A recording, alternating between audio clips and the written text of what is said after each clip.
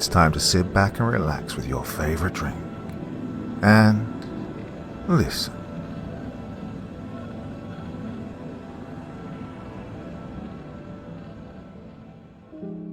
Good evening, dear listener, and welcome to the hour when the world grows quiet and the dark begins to listen back. Tonight I invite you to turn away from the safety of the present and drift into an older time, when night pressed in close, when fear was fed by flickering flames, and silence carried weight. Leave the noise behind, breathe slowly, and pay attention. These tales are whispered at the dawn of horror itself, forged from superstition, unease, and the patient terror of what waits unseen. They've survived because they know us, and because they still know how to scare us. So if you're willing to walk once more through those half-remembered nightmares, then let us begin. I heard a really weird broadcast over the radio 2 weeks ago from a station that shouldn't exist. After finding it, I wish I never had. Like Corpse Child. Okay, to begin, you need to know that I like to spend time outside at night time listening to the radio. Never usually anything specific, just whatever happens to be on. To answer your question as to why, well, I guess it's just something I'd always found comforting. Whether it's going for a drive in my car, to nowhere really in particular, or just sitting on my back deck, staring at the night sky, I'd usually have some kind of FM radio playing in the background. Well, looking back, I'd have to say the habit started back when I was about 6 or 7, and my dad would always sit in the backyard in front of a small fire he'd built, listening to the radio, usually to the news or country. He said it was a way of feeling connected from a distance. He'd sit for hours at a time, too, sometimes not coming back inside till sunrise. A few times I'd try to join him by the fire, but would inevitably get bored and just go back inside and watch cartoons. Funny enough, though, as I get older, I'd end up picking up the same habit. Like father, like son, I guess. In high school, me and my buddies would often go on nighttime drives down roads neither of us knew, even getting lost a few times, just blasting the radio on a station that played metal music. And like I said, I never really grew out of this habit. And when my old man passed away in my senior year, I inherited his old radio. From then to the present, I spent hours once the sun set just sitting in the backyard, listening to different stations, just like he used to. It was the same that night. A couple of weeks ago, just surfing through different stations until I finally settled on 96.7 FM, a rock music station. For a while, everything was going just fine. Just me, the music, and the quiet nights. Until, in the middle of Dream On, the radio started fading out to static. It was just a small change at first. Basically just a light static buzz with the music fading a little in its volume. Then, though, I noticed the static essentially swallow the other sounds from the radio until it was nothing but white noise. Oh, what the hell? I started trying to tap it to try and maybe knock the signal back. When that didn't seem to work, I just started fooling with the antenna, thinking maybe it needed to be readjusted. Figuring I must have knocked it out of range without noticing. Well, this wasn't working either. Ah, great, I thought, annoyed, turning the knob to another station. It had to be during one of my favorite songs, too. Well, the next station came through. From the sound of it, it was one of those mainstream hip-hop stations I couldn't stand. So I flipped again to one of a comedy show. I decided I'd listen to this for a while before finally heading in for the night and off to bed. Well, I did have to work in the morning. Well, just like 96.7, everything was fine until I started hearing the static again. And just like before, it ended up dominating the rest of the sounds coming from the radio. Oh, what's going on with this thing? I wondered, tapping it on the sides again. I tried tuning to all of the other different stations, all of them being drowned out in clouds of interference. I even bent the antenna about 5 different ways, almost breaking the damn thing in frustration, trying to get a clear signal. Nothing. Every station static. All except for one, that is. That one I said was a hip-hop station. That was the only one that seemed to actually come in clearly. Well, sort of. Now, maybe I should specify. I said it was a hip-hop music station, and that's not entirely accurate. It was more of a mixed droning noise with synthesized sounds passing through at certain points. Honestly, I didn't think of that in of itself was that weird. I mean, again, just figuring it was some new, quote-unquote, trendy type of music kids were into these days. Well, that is, until I heard something else coming from the radio as well. Listening closer, I could hear some sort of garbled voice blended amid the droning. It sounded mechanical. It sounded like someone was speaking with one of those artificial voice boxes. Well, because of this, I couldn't tell you a word of what was being said. I did notice, though, the sound of different letters, like it was trying to form words, maybe in a different language or something. And with this, I figured maybe it was a foreign broadcast, a station from another country, maybe. Oh, I wonder how they managed to broadcast all the way out here, deep in the south, you know. In any case, I tried one more time to switch the stations before saying, screw it, and heading back in for the night. Figuring whatever it was just a one-time deal, a freak occurrence, and I'd be able to listen to the radio like normal again tomorrow, right? Well, that idea died when I went outside the next morning, realizing I'd left it out there by accident, and apparently still turned on, and found that it was playing that weird station. Well, the first thing to go through my mind, of course, was, how was it still playing? The battery should have given out long before then, given how much I use it, and it had been at least a couple of months since the last time I'd actually changed them. And then there was the question of what this station even was. What was it even playing? Now, like I said, it wasn't exactly what I call music. And what was it saying, or trying to say? I tried to flip the stations again. Nothing. Static fuzz all around. Finally realizing I had to head out for work, I took out the batteries and set the radio on the counter, deciding I'd replace them when I got home. That'll fix it, I thought. At work, one of my co-workers, Porter, had his radio playing Sirius XM while we worked, repairing the transmission in an SUV someone had brought in. I wondered if maybe he'd heard it as well, that weird-ass station. When I asked him, though, it was obvious he didn't have a clue what the hell I was talking about. All I listened to is this, he said, pointing to his radio. Well, last night, I was outside listening to my radio when this weird station started playing. All the other stations weren't coming through anymore. He asked me what kind of music it was playing, to which I described as best I could what it was like. I asked him, being a lot more into modern music trends than I was, as well as being an aspiring musician, constantly showing off his EDM tracks on SoundCloud, if he knew what kind of music it was, and if maybe he knew what stations might play it. Still, it was obvious he didn't know. He told me that it sort of sounded like some kind of lo-fi or synthwave station. Of course, I had to ask him what the hell that was. Yeah, I'm out of touch, I know. He then pulled up YouTube and showed me something called 24/7 synthwave radio. Admittedly, listening to it for a moment, it did sound somewhat similar to what I was hearing the previous night, but it still didn't quite match. The music I was hearing from Porter's phone was clear and obviously just music, unlike what I'd heard from the radio, which sounded more like this being put through a blender on its highest setting with a bunch of nails before then mixing it with a droning noise. Not to mention that this still didn't answer the other question. What station was the one playing it, and why and how were all the other stations not working? I gave this no further thought, though, given that it was clear that Porter didn't seem to know, and, like I said earlier, I figured a change of batteries would solve the problem anyway. What did it matter what station it was, or how it was playing, right? On the way home, I was driving to the Walgreens to grab some batteries, blasting my music as usual, when I started hearing it. It was starting to fade into a static cloud.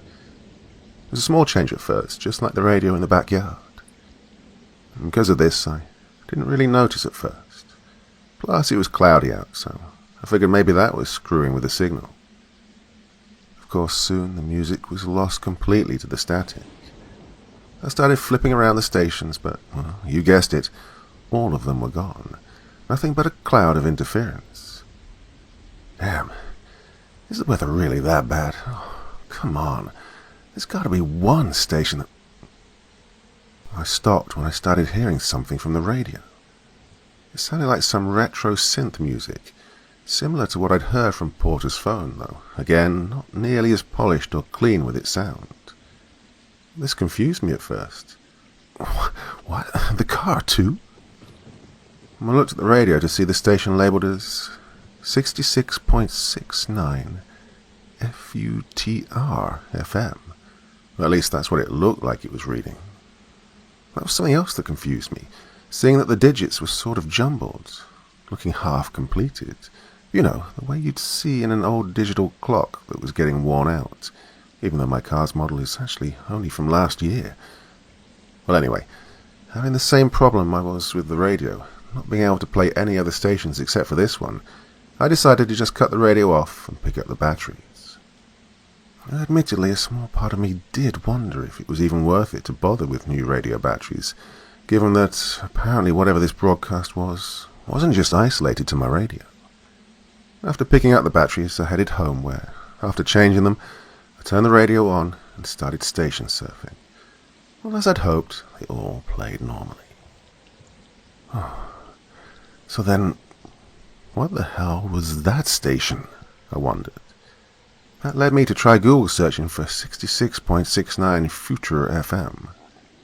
This turned out to lead to a dead end, though. Next, I tried searching for synthwave radio stations, which led to a few results, each of them with a few recorded tracks, as well as some live recordings of their broadcasts through YouTube. I clicked on them, but realized none of them matched. None of them were what I was hearing through the radios, at least not by themselves. You see, that's when I realized that the strange music from the radios was actually a weird sort of blend of every one of these stations, with a low-pitched droning as a sort of foundational background noise for it.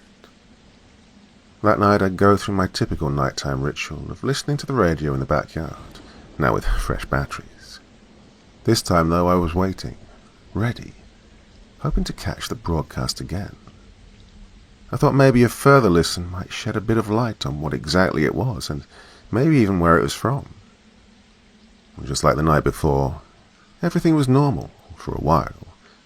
Hours started ticking by, with the night getting later and later, and still nothing seemed to be happening with the radio.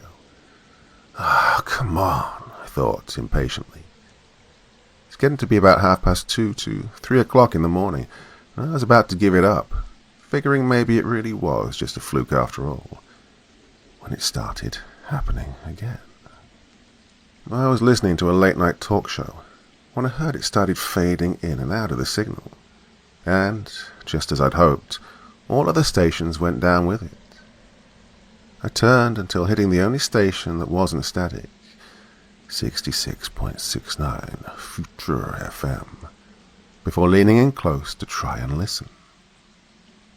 And at first it just seemed to play the same constant droning synth loop I'd heard before. Then, I finally heard the weird distorted voice from before. It sounded as garbled and damn near incomprehensible as last time. This time, concentrating as hard as I possibly could, even holding the damn thing straight up to my ear, which left them ringing afterwards, I could hear the deep-toned robo-voice start listing what sounded like numbers and a mix of letters. To the best I can remember, here's what I heard. 1,000 X-ray noliteru. Haset aledudet 35. Sued aledudet 64. And then I heard this. Nakoi me. Me at first the eternal draws. 'Tis only to gag me.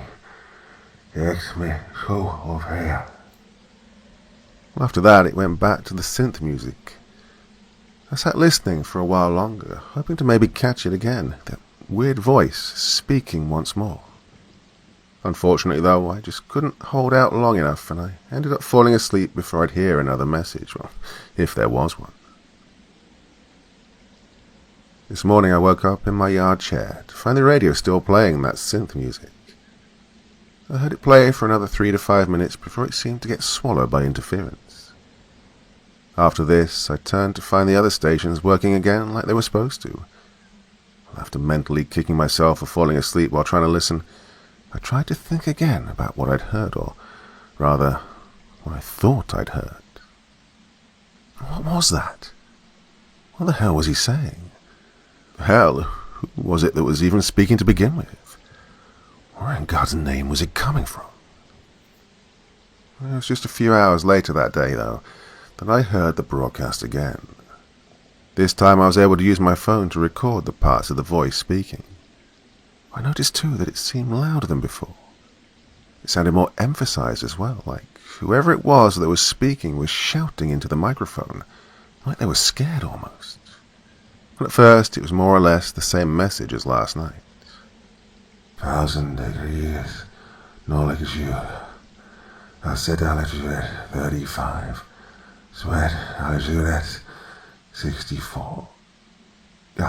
You read me trapped. The temperatures takes me to off here.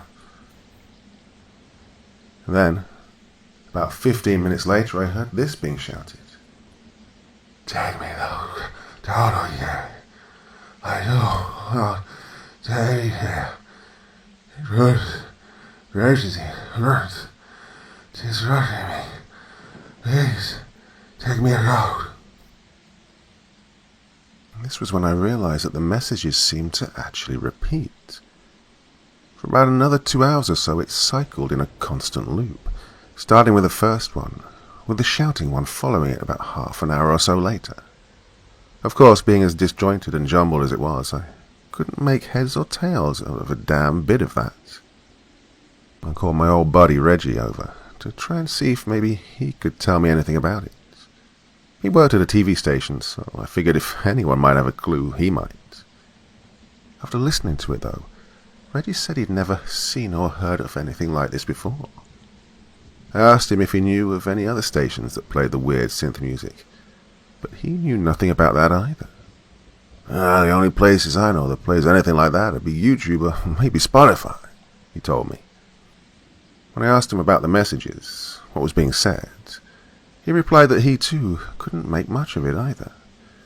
He told me that he could try looking into it later on that night. I asked if he'd be able to bunk over, maybe bring his equipment over to my place, and we'd be able to look into it together. He declined, though. I have work tomorrow, plus I'd need to take this into the studio anyway for proper examination. He had a point, so I decided to let him take it home with him, asking him to listen to it and let me know if something new comes up. He agreed before leaving, taking the radio with him. I didn't hear from him again until 2 days later. In that time I hadn't heard the broadcast again, something that I attribute to the fact that I hadn't actually been listening to the radio, not even in the car, not having gone anywhere. So when he did get back to me over the phone, it was to more or less tell me he'd come up empty-handed as far as where the broadcast was actually coming from. He did, however, apparently manage to clean up a bit of the warped speech and tell me what was being said. That's when things would begin taking a sharp turn left. This is the translation he sent me. Can you hear me? I'm trapped in between worlds. It's hurting me. Get me out of here. Well, needless to say, I found this extremely unnerving. Who was this? Where were they? What were they talking about? Why did he seem so hysterical? What does he mean by trapped in between worlds? I asked Reggie if he was absolutely sure that was what was actually being said through the broadcast. He replied by sending me a recorded fragment of the broadcast, followed by an audio translation. Listening to them both side by side, sure as hell he was right. That really was what was being said. He told me this was likely a pirated signal, despite the fact he still didn't know why he couldn't pin the source. Every pirate signal's come from somewhere, he told me. But, for whatever reason, this one seems to be coming from nowhere. How? I asked. Beats the hell out of me. Like I've been saying, I never heard anything at all like this before. Well, does the voice sound at all familiar? Maybe if you found a match for... Not likely, he interrupted, laughing sarcastically. The voice is too distorted. It's honestly everything I could do to put the words together the way I did. Well, the only reason I was able to do that much was because I recognized bits and pieces of the words and found a way to isolate them from the background noise. Oh, I said, defeated. Well, was there anything else? Were there numbers, too? Yeah, I think so, actually. Hold on. I could hear him shuffle papers around. Yeah, here we go. Got a piece of paper and pen handy? He then went on to tell me the coordinates for 1,000 degrees longitude, 35 degrees east latitude, 64 degrees west. After that I thanked him before hanging up.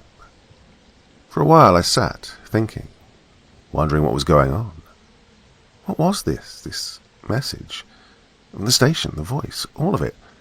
What actually was it? What did any of it mean?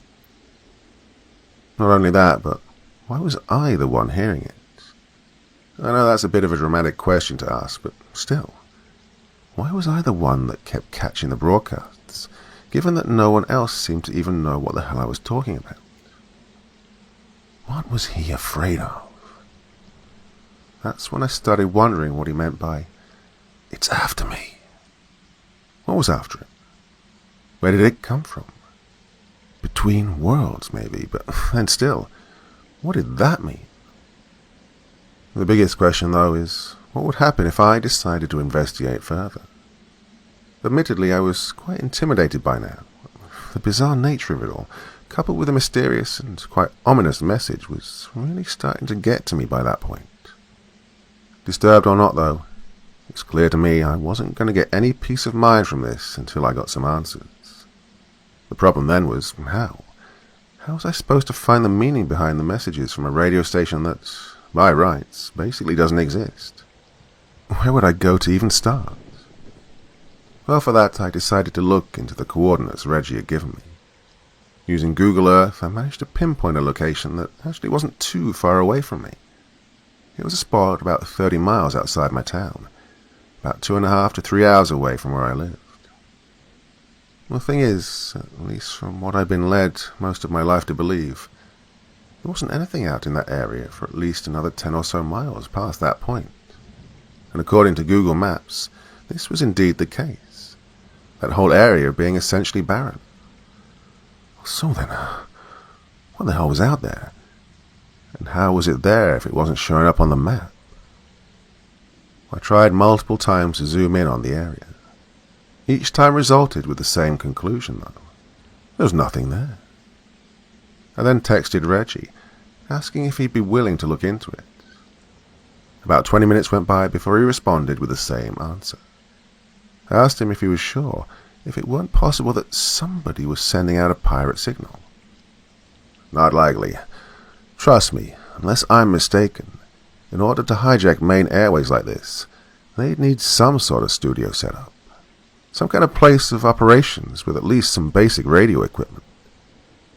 With that, I was stumped once again. With no leads, no clues, no evidence, and frankly no real will to keep pushing at the matter, I decided to shut everything down and call it a night. That is, until late that night when, as I was about to go to sleep, my phone started ringing off the hook with a call from Reggie. I was cut off before I could even finish. "Dude, something's going on," he shouted excitedly into the phone. "What do you mean?" "Those coordinates. You know how there was nothing there earlier?" "Yeah, why?" "Look at them now." I booted the computer back up and pulled up Google Earth again, inputting the coordinates. Sure enough, zooming in close, there it was. A small, run-down-looking sort of shack with a satellite on the roof. "Hey, you see it?" I didn't answer at first. I was speechless. I had to rub my eyes and even slap myself to make sure I was actually awake and seeing this. Finally, I managed to stammer out, "Yeah, but How? I know, right? He shouted, obviously geeking out about this. That just showed up like a minute ago when the station started playing again on the radio. When I looked again on Google Earth, there it was. Wait, what do you mean it just appeared? Exactly what I said, man. Just a minute ago, it wasn't there, but as soon as the station starts playing on the radio, abra-fucking-cadabra, there it is. He cackled like he was Dr. Frankenstein. Well, I wasn't as ecstatic about this. Instead, I was just lost. If I wasn't looking right at it myself in that moment, I'd have told him that he needed to quit smoking whatever he was on. Of course, that didn't at all explain how this was even possible. In fact, this obviously created a whole new generation of questions, one that I wasn't certain I had any real means to answer. Hell, at this point, do I even really want to know? That was another thing. I still couldn't shake the feeling that whatever this was wasn't something I had any business screwing around with. I mean, when it came to things like this, things that shouldn't be possible like this, especially in this situation where everything was just so ominous, it typically wasn't a good idea to go tumbling down the rabbit hole, right? At the same time, though, I just couldn't seem to let it go. I just had to know, danger or not. Oh, God. Hold up. What the hell? I was instantly brought back from my thoughts into reality. Where is it? What happened? I asked. Ironically enough, as soon as I asked, I actually saw it myself. The station wasn't on the screen anymore. How in the hell? On the other end, I could hear the frantic clacking of his keyboard, followed by the slamming of his fist on the desk and him shouting, "Ah, shit, it's gone. The station's disappeared." Wait, calm down. What happened? I mean, what do you mean by disappeared? Exactly what I said, dude. It's fucking vanished. You see it? Yeah, I'm looking at it. What happened? Where did it go? Hell if I know. I mean, you saw it too, right? It was just there, wasn't it? Yeah, I saw that. Where is it now? I don't know. 1 minute it's there while the radio was playing, and now it's... Hey, wait a minute. Say that again. What? It was there a minute ago? No. The other part about the radio. Well, what about it? Gears were starting to turn in my brain now. Hey, didn't you say that you saw it appear when the radio started playing the broadcast again? Yeah, why? How about now? Is it still playing? For a second, it was silent before he replied that it wasn't. Reg, hate to sound like a nerd like you here, but don't you suppose the broadcast may have had something to do with the station being there? Holy shit, he replied, realization flooding into his voice. Dude, how did I not think of that? Yeah, I think you're right. What about the broadcast? Did it change at all? Maybe say anything different? No, not that I'm aware of. Just the same shit from before. Why? What are you planning to do here? I thought for a moment before finally settling on a decision. Tomorrow afternoon, I declared, you and me, we'll meet up out there and see it for ourselves. Finally put this whole damn thing to bed. Though I said this with confidence, the truth was I wasn't feeling confident much at all. Either way, though, I was ready to be done with all of this, and I'd said it now, so no sense in trying to back out. 12 o'clock the next afternoon, I made the trek out to the area, arriving at about 2:45, with Reggie arriving about an hour later. Once there, we just sat and waited for nightfall. That day went by slowly, seeming like night wasn't going to come at all, and, by extension, neither would the broadcast. Eventually, though, the sun went down, and just a few hours later, the radio started going through its motions of fuzzing up every station with static, until only the one, 66.69 Future FM, was functional. Just as I'd hoped, too, well, at least back then, the broadcast started playing, We saw the station begin to appear. I remember how Reggie and I looked when we saw this. We were astonished. We were amazed. We were horrified even, or at least I was. "Sweet mother of frickin' God," I heard him whisper, his mouth still hanging slack. The station continued to fade into existence right in front of us, while the music from the radio actually got louder and louder. Finally, it fully materialized, and the sounds were now near deafening. And that's when we heard the message again, this time booming. I was about to switch it off when Reggie stopped me. "Oh, if we stop it now, it might disappear again." He then waved over toward the building. "Right, come on, let's see what's inside." I stepped forward very slowly. I could feel my legs shaking with every step. Behind me, I could hear from the radio, "Take me the God out of here. Don't to be here. It hurts. Raging hurt. This hurting me. Please get me out." The hell is he saying? I met Reggie at the front door. I could tell, despite his excited demeanor before, that he too was feeling anxious from the way he was slowly, shakily reaching out to grab the doorknob. Neither of us knew what would happen, if anything at all. Honestly, I was almost half expecting his hand would pass right through it, like it was a hologram or something. Instead, he grasped the knob tight and began jiggling it. It seemed to take every bit of effort before it finally creaked open inwards. Inside was completely dark, somehow even standing out in the pitch black of the night, as well as being dead silent. I took out my phone and began trying to use the flashlight on the camera to look around. To no use. My light might as well have been a small lit match trying to light up the inside of a cave. "Hey, hello?" I called into the darkness. Nothing replied from within. Reggie tried calling out. Well, that too resulted in silence. Reggie made his way inside then. Almost instantly, his body was swallowed by the darkness within. "Reggie!" I called out, reaching out to him. "Reggie!"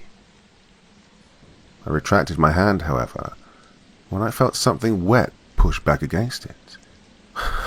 "What the?" I reached out again to the opening, and that's when I noticed it wasn't actually an open space in the doorway.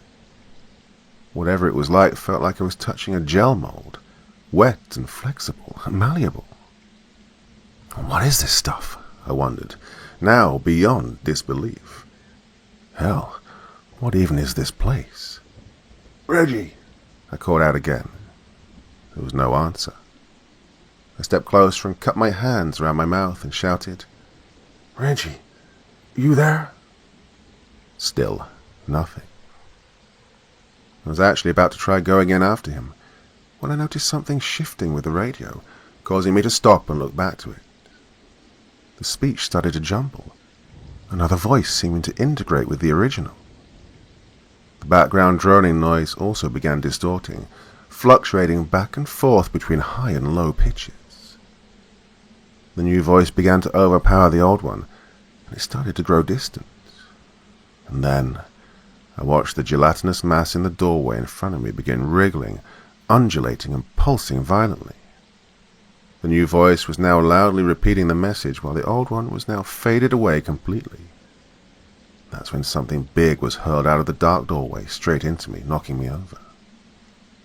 Picking myself up, I watched as what looked like a haggard, raggedy-looking man was scrambling to his feet. He was tall and looked like he'd been starved to near death, with a long, unkempt beard and hair that was hanging past his shoulders.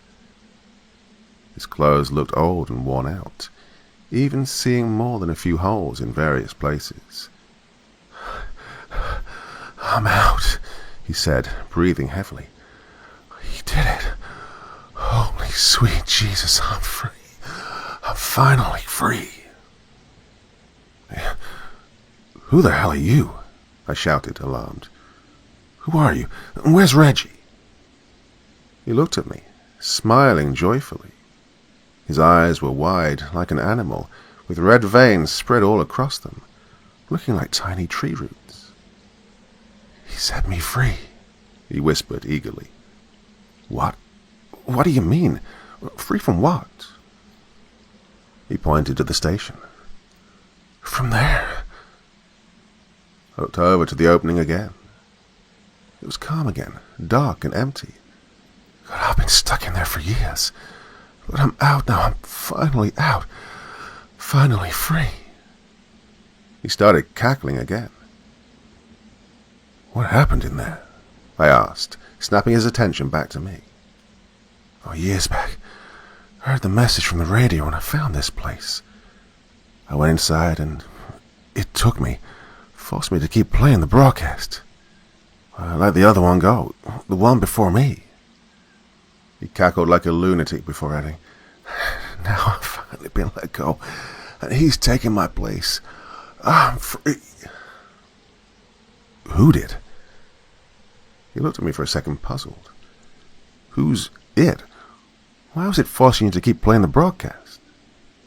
His face drained of color almost immediately, his look of glee falling into one of cold terror. He pointed to the station again. "It don't got a name.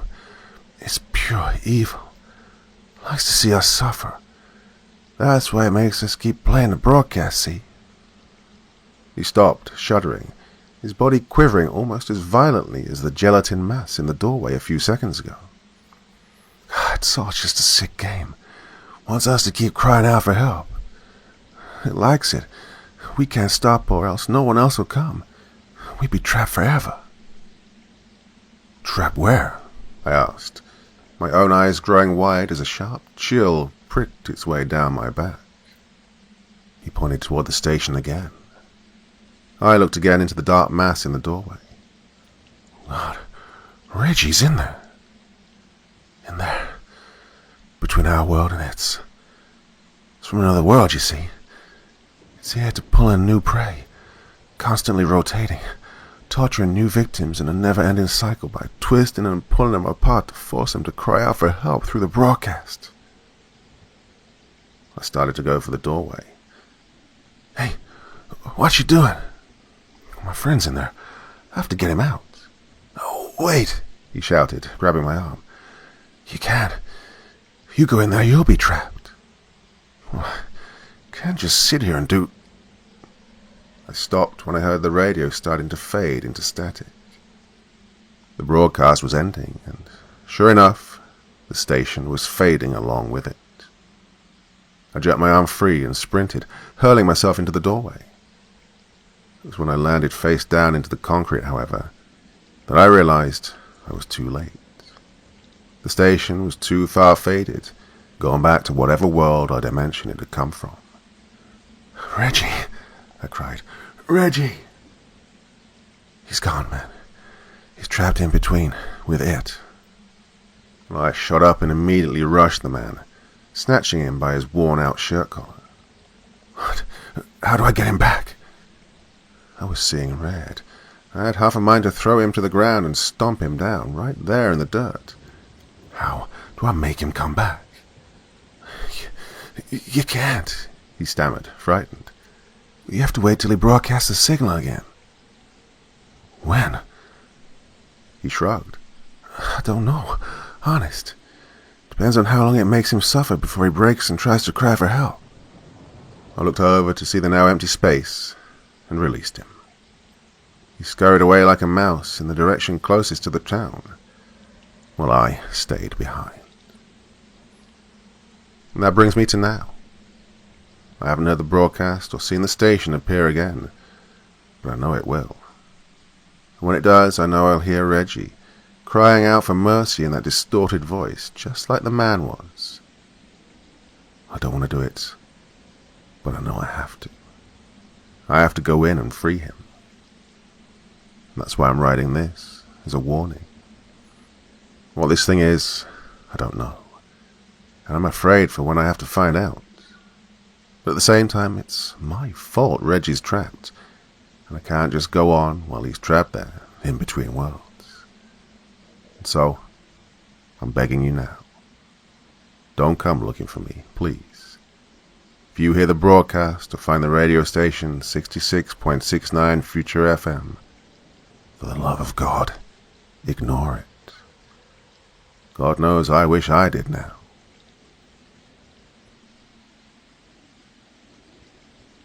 I got a weird voicemail from an unknown number. Something strange is after me now. By Corpse Child. Ding! I groaned. Straining my eyes open, I rolled over in my bed. My clock read 12:45 a.m. Oh God, really? It was way too early for this shit. I had work in the morning. Who the hell was trying to call me at this time of night? I grabbed my phone, and I winced when the screen blinked to life. In the middle of the screen was a missed call message, along with a voicemail. When I looked to see who it was, the ID was listed as unknown. Probably a damn telemarketer, or maybe a bot trying to sell me something, I thought, putting my phone back on the nightstand before rolling over and going back to sleep. On the next morning, I saw that I had about 5 missed calls and voicemails, all from that number. What the I opened one of the voice messages. Immediately my phone let out an eardrum-shattering screech that caused me to drop it, which caused the screen to crack. Great. After about 30 seconds or so, though, the screeching noise died. Replacing it was a cloud of some sort of static, as well as the muffled sounds of what sounded like someone's voice behind it. I couldn't make out a word of what was said, even trying to hold the speaker up to my ear. All I could hear was the static. I did notice, though, that the voice was of a man, deep, yet soft in a way. It sounded to me similar to the way my dad's voice used to be when I was little. I could tell, whatever he was trying to say, it was urgent. His voice was frantically shouting something into the phone. I opened the other voice messages to see what they were, thinking that maybe they'd be a little clearer. No. All of them static, with the guy's voice shouting panicked into the phone. Who is this? Well, I was about to try looking up the number on Google when my eyes caught sight of the time. 10:30. Oh, fuck, I'm late. And with that, I quickly threw on my clothes and ran out of the front door of my house. I ended up being indeed 5 minutes late for my shift at the office.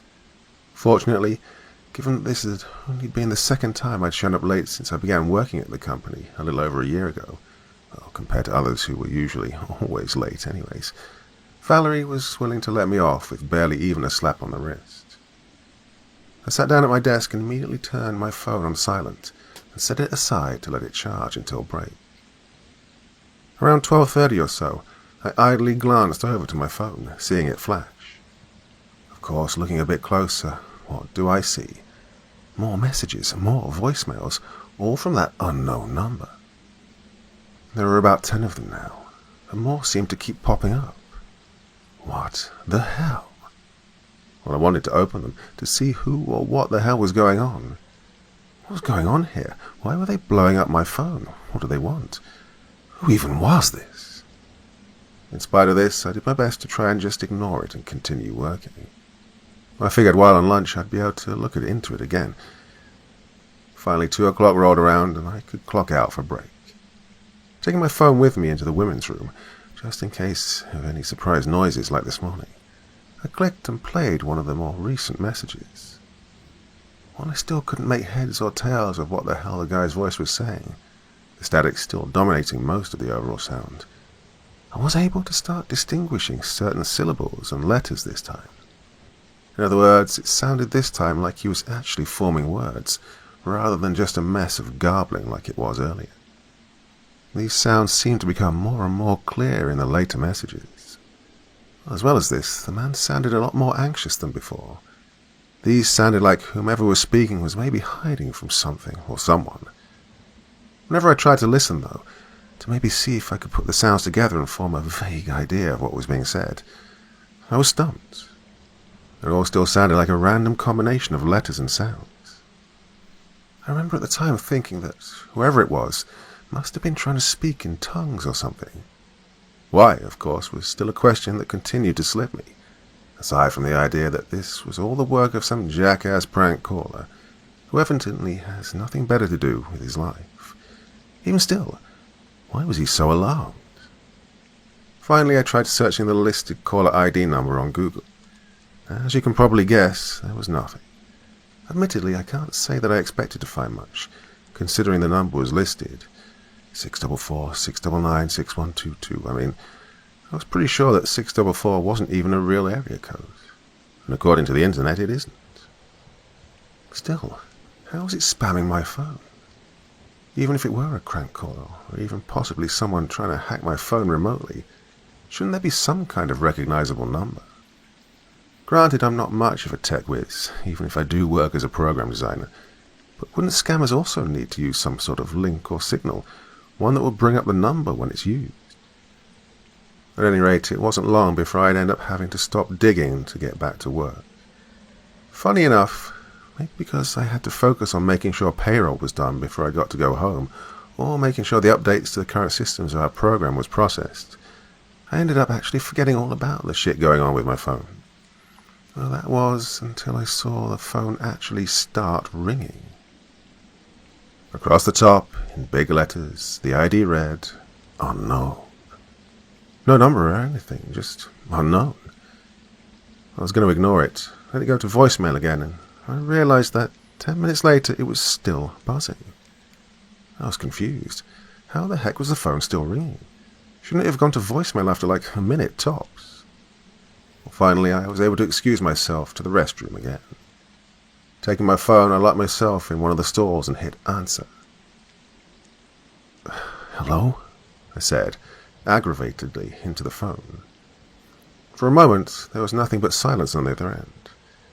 "Look, whoever you are, I don't know you, and I'm not interested in whatever it is you're trying to..." With a loud, shrill screech from before suddenly blasted into the receiver, causing both my heart to skip about 5 beats in my chest, as well as me to hurl the phone into the stall door. On the ground, the screen now shattered, my phone continued emitting that loud screeching noise before dying down, and I began hearing the guy's voice again. This time I could actually hear some of what he was saying, despite the fact that it wasn't on speaker. Faintly, between bouts of static and other words I still couldn't quite make out, I could hear him shouting into the phone. "I can see you. We all can." "What?" I asked into the phone. "What are you talking about?" I got no answer. The voice just continued rambling, repeating those words. Finally the call ended and the stall was quiet again. I just sat there for a second, bewildered. What the hell just happened? I slowly reached down and picked up my phone. The screen was totaled and I couldn't even get it to display anything or turn on. I sighed, rubbing my eyes. In all honesty, I felt too exhausted and just plain lost mentally in that moment that I barely even cared about the fact that I'd have to pay to get it fixed. Though that did create one more question, among the already billions currently present. How was the call still connected after I'd broken it? I could feel a headache coming on as I finally left the women's room. Needless to say, I was pretty much unable to concentrate on anything else but what was going on, which made trying to finish the updates damn near impossible. And this didn't go unnoticed either. "Phoebe," I heard Valerie call from right behind me. Mildly startled, I snapped my head to face her. "God, Phoebe, you look horrible. You okay?" I groaned. Yeah, I'm fine." "Well, you don't look it." I rubbed my eyes. "Sorry, I really didn't sleep well. I'm okay, though." "Why don't you go home and get some rest?" "I can't," I replied, looking at my computer. "Gotta finish the updates, don't I?" She put her hand on my shoulder and said, "Phoebe, go home. In fact, take the weekend off." I was about to try and push my case again, despite the fact I was finally getting a weekend off, something I've been trying to get for months, when she said, "Don't worry about the updates. I can have Larry handle it. You just go home and get some rest." She winked and said, "That's an order." With that, I shut everything down and punched the clock. I was walking to my car when, from my pocketbook, I heard something that sent my mind reeling. It was my phone ringing. What the... How? Hand shaking, I reached in and pulled out my phone. The screen was lit up with the word unknown across the top, along with the answer and decline buttons below it. Well, now I was starting to get really anxious. Who the fuck was this guy, and why does he keep calling my phone? And how is he calling it? It's broken, for God's sakes. A chill crawled up my spine as I carefully tapped the answer button. Shockingly and disturbingly, it worked, and I heard the call connect. Now, this time there was no screeching noise like before. Instead, it was just dead silent on the other end. Hello? Silence. Who is this? This was met with what sounded like hoarse, laboured breathing on the other end. Hello, I repeated. Who is this, and how did you get my number? The breathing continued. Oh, this isn't funny. I'm about to go to the cops. Who are you, and what the hell do you want with me? Phoebes, a voice from the other end hissed. My eyes went wide. This wasn't the same voice as before. Phoebe Caines. That was my husband's nickname for me. It was his voice on the other end. But that shouldn't have been possible. I mean, he's been dead now for at least 3 years after overdosing on prescription pills. What? This can be him, can it? Howard? I could feel my throat closing up, making taking a breath a lot harder than it should have been. Howie, is that you? Phoebes, I heard him rasp. I'm here. I can see you. I'd started throwing my head in every direction. Where are you? As I did this, I heard the static buzz from before return, starting to blur out his already hard-to-hear voice. I can see you, Phoebe. We all can. What? We're always watching you, Phoebes. We see you. We follow you. What? I asked, only barely hearing what he'd just said. Because of this, and because of the fact that I was just so confused and emotionally drained by that point, I kept looking around, trying to find him. Howard, baby, where are you? Can you still see me? I always see you, Phoebes. We all do. What are you talking about? Who? That's when, from the other end, I heard the screeching sound again. This time, though, it was less of a simple screeching sound. It sounded more like a bunch of people were all screaming at the top of their lungs, all at the same time into the receiver. Then, almost just as suddenly, the static clouded over the screaming before the call disconnected itself. After this, the screen went dark again, not turning back on. My head was spinning. My heart felt less than 2 seconds from bursting straight out of my chest. What the fuck was that? How was my phone still ringing after getting shattered? How was I hearing the voice of my late husband? Hell, why was I hearing his voice? Then, of course, the most chilling, as well as the most mind-fucking question of all of these. What was he talking about when he said that he could see me, that he was always following me? Who or what were the others he kept going on about that were also apparently watching me? I was barely able to regain myself enough to actually get into my car and drive home. The whole time I couldn't help but dart my eyes in every direction, half expecting to somehow see Howard or somebody watching me. It got to a point where I was losing concentration of the road and control of the car, swerving from one side of the lane to the other like a snake. It was only when a car bled its horn furiously at me, swerving around me just in time to keep from getting caught in a head-on collision, that I managed to refocus long enough to make it back home safely. I almost forgot to even turn the car off before I was essentially throwing myself out of the car and scurrying inside like I was running from a psycho. Inside, I locked every door and window, even nailing blankets and towels to the windows, before going into my room and huddling over my covers like I had when I was 5 and had nightmares. The rest of the day was spent like this, quivering in bed, locked in my house, and losing myself in the limitless, boundless sea of insanity that was this situation. Try as hard as I possibly might, I was utterly clueless when it came to coming up with an explanation that made any real sense to me. Aside from the who, I was now more focused on the why and how that this person was doing this to me.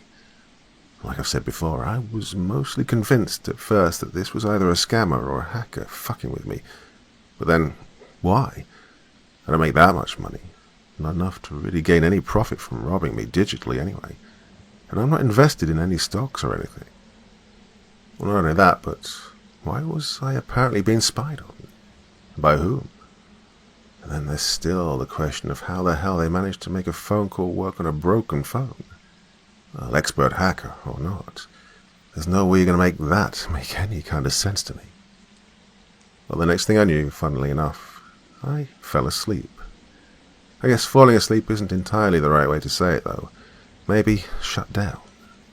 In any case, I was unconscious, and I was woken up to the sound of my phone ringing again. I started panicking. No, not again. It was resting on my nightstand, still blaring my ringtone, or at least a distorted mimicry of it, something else that I guess didn't really register to me at the time. I tried to ignore it, hoping that it would stop soon. But it didn't. It only got louder and louder, getting more and more distorted as it did until it didn't even sound like a ringtone anymore. It devolved into a jumbled mess of shrill, head-splitting screeching, like someone had recorded the sound of nails across a chalkboard. That's when I finally caved and quickly snatched my phone from my nightstand. And just like before, through the cracks across the front, the phone read, "Unknown." I answered and immediately shouted into the phone, "What the hell do you want from me?" Just like before, the static fuzz droned in the background, and this time the voice was of a little girl. "We see you, Phoebe," it said, giggling and even letting out a familiar-sounding pig snort. "It's fun watching you." She giggled again. "It's like we're playing tag, just like when we were little." My heart was frozen. My tongue felt dry and swollen in my mouth.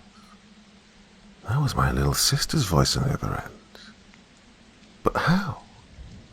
Well, she died when I was 14, killed after running into the street after the ball she'd accidentally kicked into the neighbor's yard. The car had tried to stop, but by the time it saw my little sister's body run out into the middle of the street, it was too late. "Abby?" I asked, shuddering. She giggled. "We're getting closer, big sis. We can see you." "Who are you? What do you want from me?" "We're coming, Phoebe."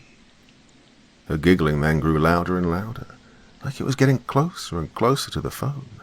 To me. "We see you. We're following you." "Who are you?" I screamed. The sound only grew louder, distorting again into the mess of screaming. This time, before the phone shut itself off again, I could hear a mix of Abby's and Howard's voice, and even other people who I knew long to be dead, like my mother and father, both having passed away from cancer last year. All of them said in unison, "We see you. We see you when we're coming, Phoebe." And that's when my phone cut itself off again. I tried frantically to get it to turn back on, to try and make them come back so I could figure out what was going on, why they were calling me, how they were calling me, and what they meant by "we." No matter what I tried or how hard I tried, nothing would make it turn back on. "Oh, of course it won't turn back on," I thought to myself. "It's broken." But this was then countered by the question of how, then, were the things that were happening, that had just happened, how did they happen? I mean, I did just hear that. All of that actually happened, right? That was Abby's voice, Howard's voice, Ma and Dad's voices, wasn't it? Feeling myself slipping straight down to rock bottom, I took a hammer from my garage and smashed the absolute shit out of my phone. Real or not, I figured no phone equals no unknown calls. Oh, and I was merciless with the hammer, whacking and whacking until my phone was nothing more than a pile of shattered plastic, glass, and circuits and copper wires. I stood for a moment, out of breath, tightly clutching the hammer. Right, breathe, Phoebe. It's all over. I was about to try for one last swing, just to make sure. Instead, I dropped the hammer and collapsed on my knees, laughing with relief. It's all over. Pulling myself together, after about another 10 minutes, I picked up and threw the shattered remains of the phone away. After that, I went through and took down all the blankets from the windows. I felt relieved. Whatever it was that was going on, it was all over now. Everything was fine. I'd wake up the next day and enjoy my free weekend from work, laughing at how paranoid I was. Right. The next morning, around 8 a.m., I decided to go out and buy a new phone. Because the Verizon store where I lived in the city was only about a 20-minute walk away from my house. Plus, I figured I'd hit up the coffee shop after for brunch. My best friend's one of the baristas. I decided not to bother with the car. As I was walking down Farrow Avenue, though, I saw a man coming towards me. I noticed that he was striding like he was in a hurry. I also noticed that his eyes were dead set on me. What the... Before I could blink, he broke into a sprint and grabbed me by the shoulders. My body seized up in his arms. His eyes were wide and bulging, but what was even weirder, even creepier, was that they were completely black. I mean, no irises, no pupils, nothing. His eyes were just two giant marbles that I could feel staring right through me. Who are you? What are you doing? I struggled to get out of his hold. Let me go, now! He opened his mouth and said in a hoarse, raspy hiss, "I found you, Phoebe." What? His eyes somehow went even wider, and he said, "We're free, and we finally found you." What are you talking about? I cried. I continued wiggling frantically in his arms, but it was no good. His hands were like bear traps, holding my arms tight. "We've been watching you, Phoebe Cakes," he hissed, this time somehow perfectly mimicking the voice I'd heard from Howard in the parking lot the previous day. I froze up again. "We've been let out, and now we've found you. We finally have you." We? That's when I saw 3 others start walking up from behind him. They all seemed to focus their gaze on one thing. Me. "The game's up, Phoebes," I heard one of them say before giggling childishly. The voice was that of a little girl, despite it coming out of a grown man. "We found you. You lose." "Who are you people?" I cried. The other 3 joined around the man holding me, all 4 of them smiling wolfishly at me. "We've been following you, Phoebe. Now you've let us free." The man's face dropped the deranged grinning to then scowl. "Oh, it was horrible where we were. Everything hurts all the time. It never ended." The man on the right of him, using my dad's voice, said, "We couldn't take it anymore. We were just trying to get out. And now we are free. Now we have you. We'll be together again, all together as a happy family," the one with Abby's voice said, still giggling. My blood froze when I then watched the other 3 begin to walk into each other, somehow fusing together while the man holding me tried to pull me inwards to join. I struggled vigorously before sending my knee straight into his gut, causing him and the others to double over in pain, having seemed to interrupt their fusion process. I took off back home, hearing them giving chase behind me. I made it, and immediately flew inside and locked the doors. I moved my bookcase from the living room to block off the door. It wasn't long before I heard them banging, though. "Let us in, Phoebe." I didn't move. I just sat there, pressing my back against the bookcase, quivering and praying that they weren't strong enough to break down the door and the bookcase. For about 20 minutes, although it felt like hours, they continued hammering on the door. "Let us in. You can't hide anymore, Phoebe. We found you." At one point I thought I could feel the bookcase begin to budge. My heart started thundering. "Oh God, please, please don't let them in." Fortunately, only a few seconds later, the banging stopped. I pressed my ear close to the bookcase. Nothing. I just sat there for a moment, breathing heavily. God, are they gone? Slowly I picked myself back up and walked cautiously to the window. No one was there.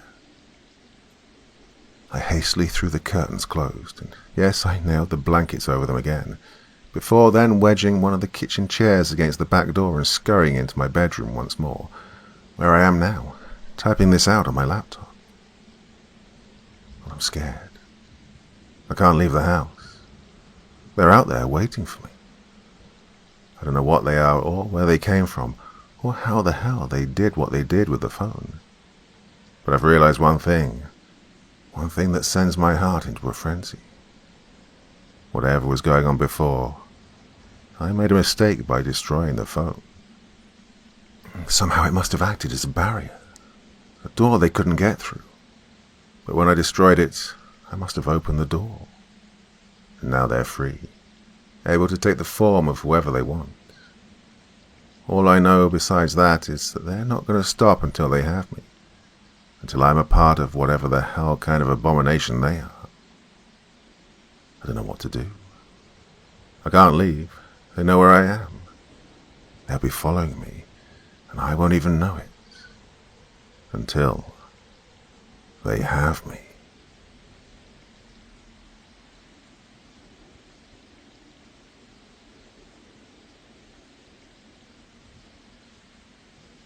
I took in lost children. Now they won't let me escape. By the Bored Elegy. Have you heard of the urban legend of the black-eyed children? Well, some say they're extraterrestrial beings. Others claim they are just a myth. Or perhaps they're the lost souls of murdered children looking for vengeance. But, well, there I was, being stared down by one threatening to stab me with a screwdriver. By this time I finally understood who, or what, they really are. I was about 24 years old when I'd taken up a job for house sitting. It was around dinner time that I'd arrived at the property of my friend's relative, an older man who lived with his nephews and had been quite paranoid since the burglary of his house. All I needed to do was to park my car in the lot, turn on the lights, feed the fish, maybe water their hopeless plants, and, well, relax for a few hours. I was looking forward to getting away from work for a while, so I couldn't pass up the opportunity of making pocket change at the same time. He let me borrow the house key, but it took me a while to fit it into the rusted old doorknob and undo the deadbolt. The owner had told me that the mosaic lamp on top of the piano had to be left on at all times, so despite how dark it was outside, I had no problem navigating where the light switch was. I was welcomed by the soft yellow light which beamed overhead from the flush mount ceiling lights through the entrance hallway. Creaks followed my footsteps as I arrived at the piano to feed the speckled red betterfish. Judging by the numerous toys and pristine cleanliness of the tank, it was the pride of the household and even had a sticker affixed to the front with the name Jerry written in Sharpie. After that I nestled down onto the worn tweed sofa. The cushions were lumpy and uneven, as it seems each family member had their own designated spot. I laid the crocheted throw blanket across my lap and switched on the CRT television. It had been a while since I'd watched cable, but nothing interesting seemed to be playing, so I lay back and scrolled through my phone with the sound of Jeopardy to keep me company. Not much time had passed until a piercing shriek electrified the air, followed by the harsh barking of a dog. The doorbell rang rapidly and the sound of knocking mingled with more screams. Help me, please, let me in," came a frantic voice from the other side of the door. I quickly answered and a young girl tumbled in. Oh, and a large Rottweiler would have immediately burst in had I not slammed the door after her. It smacked against the wood with a loud thud and a whimper, followed by more vicious barking and snarling. In shock, I could only mutter the first sentence that came to mind. "Yeah, are you all right?" Instinctually, I grabbed her arm to help her up, but it was covered in warm, sticky blood. She recoiled in pain and snatched her arm away. Scratches covered her arms and face. Her knees were banged up with scrapes and rug burns. The little girl's face was red in panic and could barely speak through her panicked sobs. I led her into the living area, sat her down on the sofa, and ran to the bathroom to fetch toilet tissues to hopefully stop the bleeding. "Hey, what happened?" I asked while dabbing the tissue. She whimpered, "I only wanted to pet him." "Oh, stupid kid," I muttered, shaking my head. "You should know you're not supposed to pet random dogs just because..." I was immediately cut off by a strange sensation. The girl wasn't facing me, but I could tell there was something odd about her that I couldn't quite put my finger on. She seemed about 7 to 10 years old, and her light brown bangs were overgrown, obscuring her eyes almost entirely. After wrapping her arm like a mummy, I had her secure the paper in place. "Right, hold the tissue right there while I find bandages or something." In the bathroom, I ransacked the medicine cabinet in hopes of finding a first aid kit or something to better dress the wounds. "Oh, God forbid it has rabies or something. Oh, I should probably call an ambulance," I murmured. "Hey, you doing all right over there?" "I'm okay," I heard her sniff. "Do you have a phone so I can call my daddy?" I couldn't find any bandages, so I took an entire roll of toilet tissue from under the bathroom sink and a landline phone with me into the living area. The little girl dialed while I cleaned off the blood. Oddly enough, it didn't seem like the bites cut too deep, much less tear any skin, well, to warrant an emergency. Why was there so much blood? Hopefully her folks could get her to a doctor to at least look at it. "Hello? Hello?" Her face fell as she hung up. He didn't answer. "Why didn't you leave a message?" I inquired. "Some scary lady said, 'Mailbox is full, goodbye.'" The girl handed the receiver back to me, but when I looked down at it, the phone appeared to be dead, completely depleted of battery power. I fished my smartphone out of my pocket, but was interrupted by another knock at the door before unlocking the screen. Oh, thank goodness. It must be her parents looking for her. I left the little girl in the living room and opened the door, only to find a teenage girl waiting outside. She looked similar to the one who was attacked, so she must be her older sister. "Oh, hi. Are you, I began to ask. "I'm lost," she interrupted with a blank expression. "Can I use your phone?" Her face was entirely emotionless with this monotone voice. She was pale as a sheet with rosy cheeks and dark circles under her eyes. Hunched over in fatigue, she was panting as if she'd been walking for miles. Before I could say anything, she'd invited herself inside and seated herself at the bottom of the stairwell. The girl leaned onto the ornate wooden banister and closed her eyes. "But first, can I please have something to drink?" Squinting and crossing my arms, annoyed, I was wary of this runaway teenager. "Oh, and who do you think you are that you can just waltz into a stranger's house like you own it?" She shook her head without opening her eyes. I stood in place, expecting a reply. There was already one distressed child in the living room, and the last thing I wanted was for the owner to unexpectedly return and to think I'd suddenly decided to open a daycare at his home while he was away. "Well," I pressed. The teenage girl sat up and rubbed her eyes. "Well, there's a statue of St. Joseph outside. Mom taught me that if I was ever lost or in trouble, the statue was a good sign of a safe place to go." I relaxed my arms and slowly closed the door. My mother had given me the same advice growing up. It had been a long time since then, but I remember her telling me that St. Joseph was the patron saint of fathers and houses. I'd been in the same position once, and I wished I'd been able to have the same fortune. Went into the kitchen and fetched her a clear plastic cup with cold tap water. But when she looked up to me and to return the empty glass, a chill ran down my spine. Her irises were almost non-existent, and her large pupils became a darkened abyss that absorbed all colour. I found myself being drawn in, almost hypnotized, as an uneasy sensation bloomed in the pit of my chest. My peripheral vision became increasingly hazy, and before being sucked in, I quickly snatched my gaze away. But other than that, well, she seemed completely normal. "Who's there?" asked the little girl in the living room. "Is that Daddy?" She wandered into the hallway and looked at the other girl. She'd brushed her overgrown bangs out of her face, but her eyes were still shaded. They didn't speak a word to each other, only staring intently. Still in a jittery panic, I broke up the two girls. "All right, why don't we go to the living room and I'll call both your parents," I directed. They both followed me to the couch. The first girl decided to sit on the carpeted floor, while the second laid across the faded plaid lounger chair. I unlocked my phone and directed my attention to the older girl. "So, what did you say your name was again?" I asked.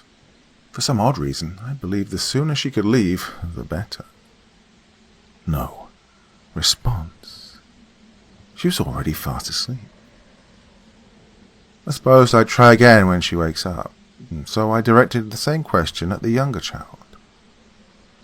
"My name is Bella," she said. I tried to hide my smile. "What's so funny?" Bella asked. "Oh, it's nothing," I chuckled. Bella was a nickname I hadn't heard since I was very young, but nowadays I'm always just Annabella. She forced a smile as I asked her for a phone number. I set the call to speakerphone and pointed the receiver in her direction. "We're sorry. Your call cannot be completed as dialed. Please hang up or check the number and dial again." Bella seemed to be frightened by the automated voice. I gently reassured her and asked her to reiterate the number. I put the phone to my ear just in case we'd get another dead end. I was met with the same automatic message. "We're sorry. Your call cannot be completed as dialed. Please hang up or check the number and dial again." Well, the girl started to tear up. "I don't think Daddy wants to talk to me. He never does." "Is there anyone else you can call? I mean, your mom or your grandparents?" She shook her head. "Mommy moved away and I don't know Nana's phone number. She lives so far away."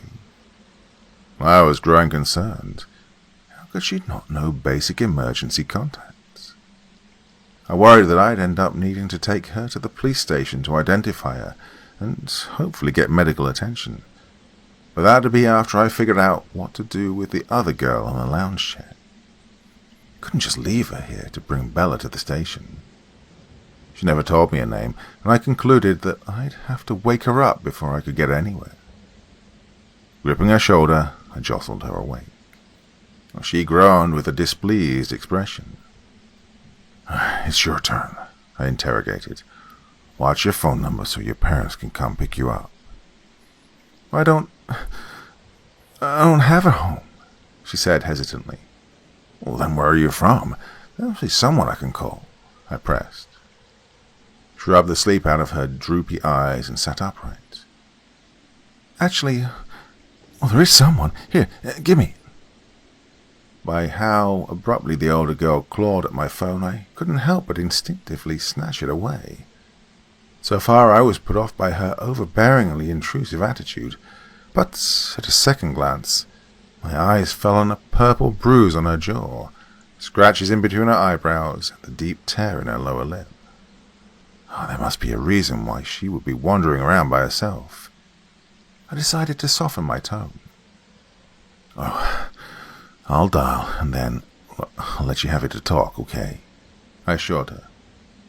Oh, it'll be really quick, she stated. The sooner I call, the sooner you can get rid of me. On hearing that, a woeful shame washed over me for being so abrasive. All right, I sighed. Before that, can I at least have your name? She pretended not to hear me. After realizing she wouldn't have the phone until I had an answer, she sighed. Serena. I unlocked the screen then and handed it to her. The teen began to walk away into the hall with the speaker to her ear, and I grew more tempted to eavesdrop. Hey, Serena said in a low tone. Yeah, I finally did it. The air conditioning units clicked on, and her conversation was partially drowned by the dense whirring of the air vents. I'm pretty sure you eventually noticed because I need you to come get me. At the same time, I was watching Bella replacing the tissue on her arms, and fortunately the bleeding seemed to have nearly stopped completely. Serena returned, handing the phone back to me. Oh, it died, she announced. I stretched the corners of my mouth in annoyance. Of course, this had to be the only time I left my charger in my apartment. I'd only been expecting to stay for a few hours, and definitely not this late. So, is someone coming to get you? I inquired, avoiding her gaze. She nodded. Yeah, they should be here in a few. Sighing, I leaned my head to one side. I could swear I was all right with battery life before. Oh, I suppose the only thing to do was to wait. Serena sat at the dining room table, produced a journal and pen from her backpack, and set to writing while Bella gazed into the fish tank on the piano. Jerry the better fish came out of hiding and swam directly in front of her nose, staring intently. I suppose I should have probably ordered a pizza for the two girls while they waited for Serena's ride, and so I picked up the landline phone. Oh yeah, it's also dead from when Bella used it, that's right. And so I returned it to the mount in the hallway. I was apprehensive about the idea of looking into a stranger's refrigerator instead, but it seemed like Serena didn't believe the same. Hey, I shouted, what do you think you're doing? Like a bandit caught in the act, she already had a container of ham, a loaf of bread, and mayo in hand. I haven't eaten in 3 days, she stated flatly. The girl was testing my ability to choose my battles. I decided that I'd simply replace everything tomorrow. So returning to Bella, I asked her if her wounds were okay and if she wanted something to eat as well. I simply couldn't let any one of the girls eat and not the other. Well, as Bella ran ahead of me into the kitchen, I turned my head toward the tank only to find the upturned betterfish floating at the top. Bella grabbed half of the freshly cut sandwich sitting on the counter and started to nibble at the corner, only for Serena to immediately rush over, snatch it out of her hand, and smack her across the head. The force knocked the little girl down, and in defense I shoved Serena into the wall. What the hell is wrong with you? I screamed. What was that for? She stayed quiet, just like always. I threatened her to give me an explanation or that I'd kick her out of the house. The younger ones have to learn a lesson. Don't mess with me or get out of the way, she started. My eyes widened in shock. Who told you that? She remained silent and returned to the table. Serena opened her journal and hung her head low. In the corner of my eye, Bella entered the dining room with a plate in hand. I shook my head at her and silently shooed her off. I studied the journal closely from across the table. I'd had one just like it growing up, where I wrote everything from my feelings, an account of the day, to short poems and stories. But this one seemed familiar. I took a seat and watched her closely. Her eyebrows furrowed as she leaned the book upward in an effort to hide what she was writing. The cover had the same embossed floral print as the one I'd had at her age. Serena, right? I said in a softer tone. She nodded her head. I stated. Your name is, Serena Simmons? She clapped the book closed and glared. No. I reached across and snatched the journal away. Quickly leafing through the pages, each was signed Serena Simmons. Serena Simmons. Serena Simmons. At the beginning entries, something else had been erased only to be replaced by the name. She rushed around the table and I voluntarily handed the journal back. This time I had the courage to look her into the eyes. Your real name is not Serena Simmons, is it? Newly found fear re-entered my chest, causing another chill to spiral down my spine.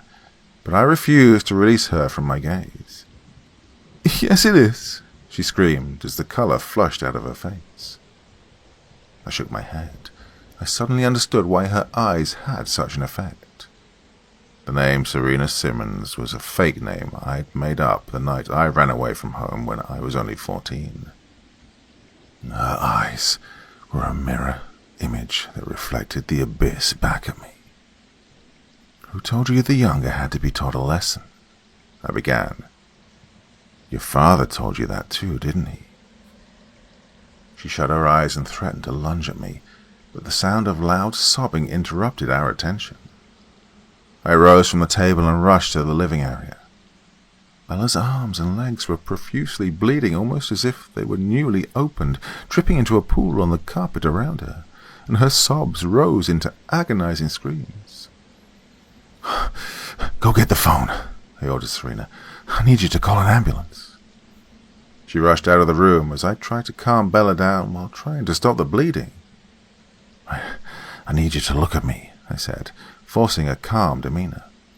Shh, don't look at your arms or legs, just look at me. Staring deeply into her eyes, she began to calm down. And just like Serena, I faced the void that had been waiting for me, threatening to swallow me whole. Her eyes squeezed shut and she began sobbing even louder. Serena returned with the phone, but for some reason the battery was still dead. Shut up, Serena screamed as she wrapped her hands around Bella's throat. Quit your damn screaming. I grabbed Serena off of her, wrestling her to the floor. She proved to be just as strong as I was, though, and we struggled back and forth for the upper hand. By the time she was sitting atop my chest, Bella had begun to scurry upstairs. And as soon as Serena noticed, she immediately chased after her. I grabbed her by the ankle, tripped her, and she began kicking my face with her other foot. Refusing to let go, I grabbed hold of the other foot and pinned her down on top of her back. My arm snaked around her throat, and I began to squeeze until she couldn't fight anymore. Her face turned blue as her eyes closed, and I leaned her limp body against the wall. I made my way up the staircase then, in search of Bella. The crimson trail of blood led to the only closed bedroom door on the upper floor. I slowly entered and turned on the light switch, barely illuminating the room with a single blue fluorescent desk lamp. She was no longer sobbing, only weakly fighting to keep her eyes open. Blood was spilling from every orifice on her face. Her shirt and shorts were drenched. I held onto her hand and leaned her head to my chest. Daddy, she murmured. I want my daddy. I whispered in her ear. I'm so sorry, Annabella. You're not old enough to understand. The whites of her eyes became entirely blackened, and she finally stopped breathing. In my own reflection in her eyes, there I was with long, overgrown bangs all those years ago. I saw myself as her again. Oh, if only someone had been there for me at the time. The door swung open suddenly as the teenaged Annabella burst into the room. Her eyes were also blackened out entirely. How could you? She shrieked as tears ran down her face. How could you let her die? A glint came from her hand. She was holding a screwdriver. I'm not sure where she got it, but I certainly didn't want to know what she planned to do with it. All I wanted was to feel safe, she sobbed. I wanted him to leave me alone again. Why would you ruin it by going back? Then she swung at me with a screwdriver and nearly pierced my throat. I shoved her aside and bolted out the door. Annabella tumbled down the stairs after me, grabbed my shirt, and I caught her by the wrist that was holding the weapon. I struggled and fought to get to the front doorway and clawed at the lock with my free hand. As I undid the deadbolt, there was another knocking from the other side. Instantly the teen loosened her grip and the fight came to a pause. She let go of me and scampered far away from the door, eyes wide and trembling. I checked the peephole, but there wasn't anyone there. Another knock came from the door as I rushed to the window. Still, I couldn't see anyone outside. I turned back toward where teenage Annabella was, only to find that she'd disappeared. I heard one of the closet doors violently shut. She was hiding, just like I used to. "Who's out there?" I shouted. "Bella," said a familiar voice from the other side. "What are you doing here?" My heart skipped a beat as I shrieked, "Dad, how did you find me?" The lower lock suddenly became undone. I then leaned onto the door and quickly reinforced it again. "How are you doing that?" I realized that this was the final frontier of where the abyss had led me. "Get away from me, or I'm calling the police." "Well, that's no way to greet your father," he barked. "You think you'd just leave me? When I fed you and put a roof over your head? Open this damn door." Well, the lock somehow became undone again, and I fought against the door being kicked open with all my strength. The kicks became increasingly more violent, and I wasn't sure if I could hold on much longer. The blooming fear had flowered into a blackened dread. The door swung open, and I was violently shoved aside. A murky flood gushed into the house that nearly swept me away. I bolted toward the stairway as the waters began to race faster and faster up the stairs. I scrambled toward the bedroom windows, only to find a black ocean as far as the eye could see. More water began to gush past my knees, and I sloshed towards the opening to the attic. The cord opened the hatch as the ladder unfolded itself. Long metal nails protruded through the ceiling, every few inches like an iron maiden. In complete darkness, I crawled over boxes and bins littered in the attic in a desperate search for an opening to the roof. As the cold water began to cover the floor, I realized the search was futile. The flood rose ever higher, first up to my wrists and knees, along my chest, and then up my back. I'd gotten so far, and the roof was even lower than ever, and I could no longer hold my head up any higher. As I sunk under, my mind played through memories with only two voices standing out from the rest. "So, you ran away from home as a teen?" the first asked. "Yes, but I was trying to go to my mother's house," I replied. "I made up a name and tried to make it on my own, but he found me and forced me to go back with him, all so I could work and start paying half of the expenses, until I was eventually the only one paying for everything, so I finally put my foot down and moved states." "I'm so sorry to hear that." "Oh, I've come to terms with it, but no matter where I go, or where life takes me, it seems the past will haunt me until the day I die."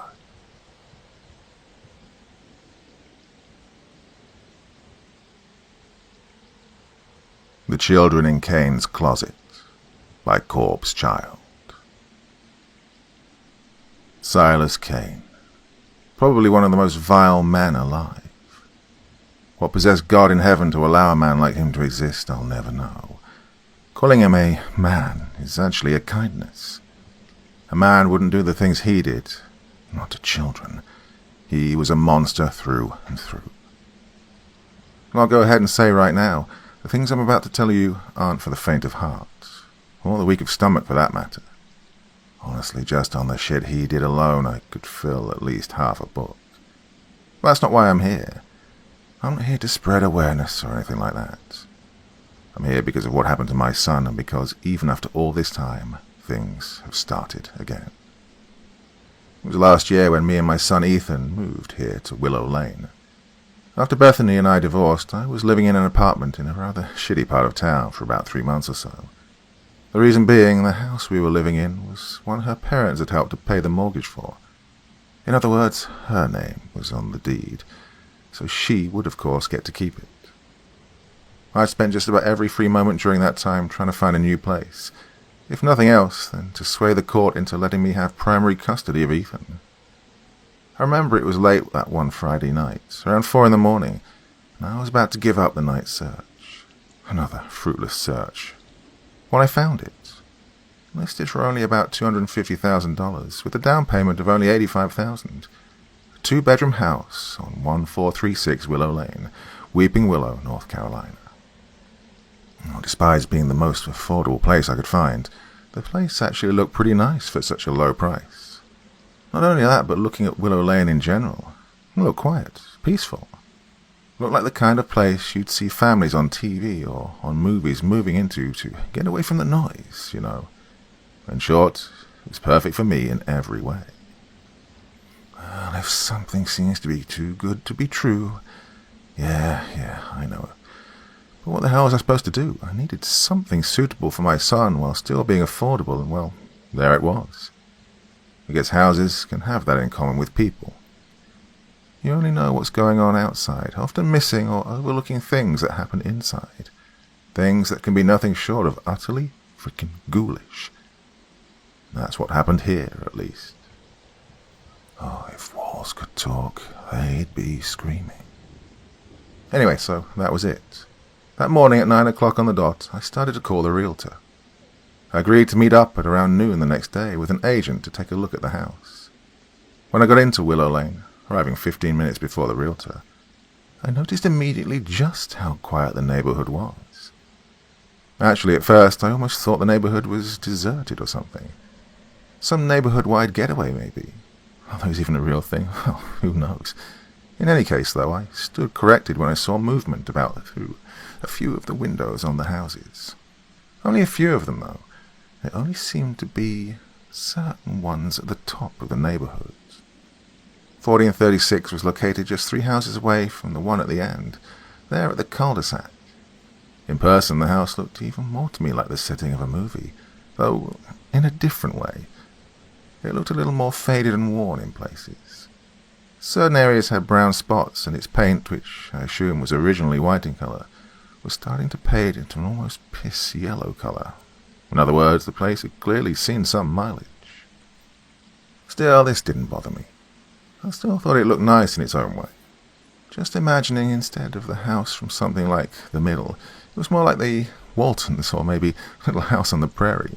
You know, the kind of house you'd imagine your grandma living in for several generations or something like that. That's what it was like for me. Of course, this made me all the more curious to see the inside of the house now. Was it like this in there, too? Eventually, the realtor arrived. He was a young-looking guy, no older than maybe 28, and that's pushing it, looking and sounding more reasonably close to 25. Lanky, standing about half a foot taller than me, wearing a white dress shirt and khakis. "Hello there," he greeted me, his excitement obviously rehearsed. Fake, almost like he was acting for a kid's TV show. "I'm with Fairweather Realty. My name's Douglas Jones, but you can call me Doug. All my friends do." He ended this with an equally plastic chuckle and wink. "Yeah, I'm Isaac Ulrich," I replied, pasting my own awkward smile. He extended his hand and, still grinning, said, "Pleased to meet you, Mr. Ulrich." I shook his hand, beginning to notice how distant he looked, standing in front of me, in front of the house.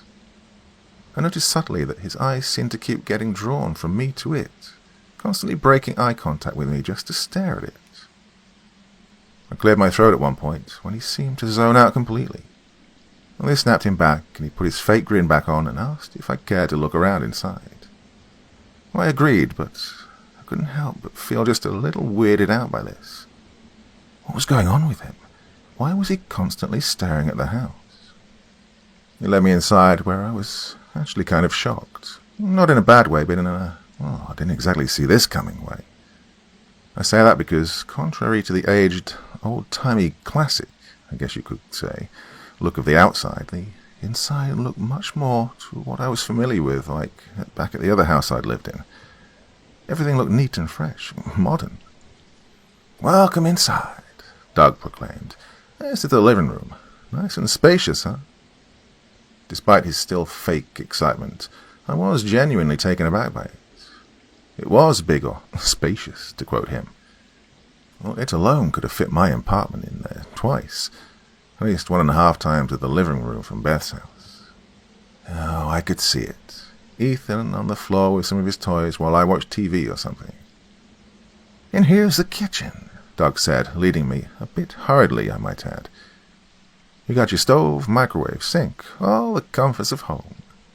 He chuckled before adding, "Oh, yes, sir, though I might warn you the pipes are a bit old, prone to giving out just about any time, so go easy on 'em." I looked at him for a moment.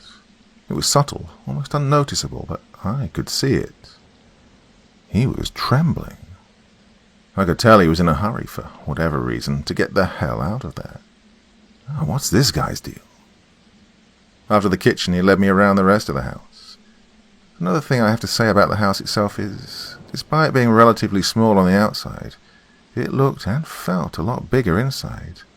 Roomier. The exception to this, though, was the second bedroom, the one that would be Ethan's. Of everywhere else in this house, this was the only one that seemed smaller than the rest. It seemed to be just big enough to fit a bed and maybe a nightstand inside of it. It was also a lot less lively, I guess you could say. And by this I mean it was less colourful compared to the rest of the house. God, it doesn't even have a window, for Christ's sake, I thought, walking back out into the hallway. "So, what do you think?" Doug asked. I looked around for a moment, once again taking in the atmosphere of the place, before replying that it was a winner. "Well, great. We'll meet again Monday to sign the deed. That work for you?" He was sweating when he said this. The sun was going down. "So, I began. "You live in the area?" "Oh, no, I live in Blacksburg."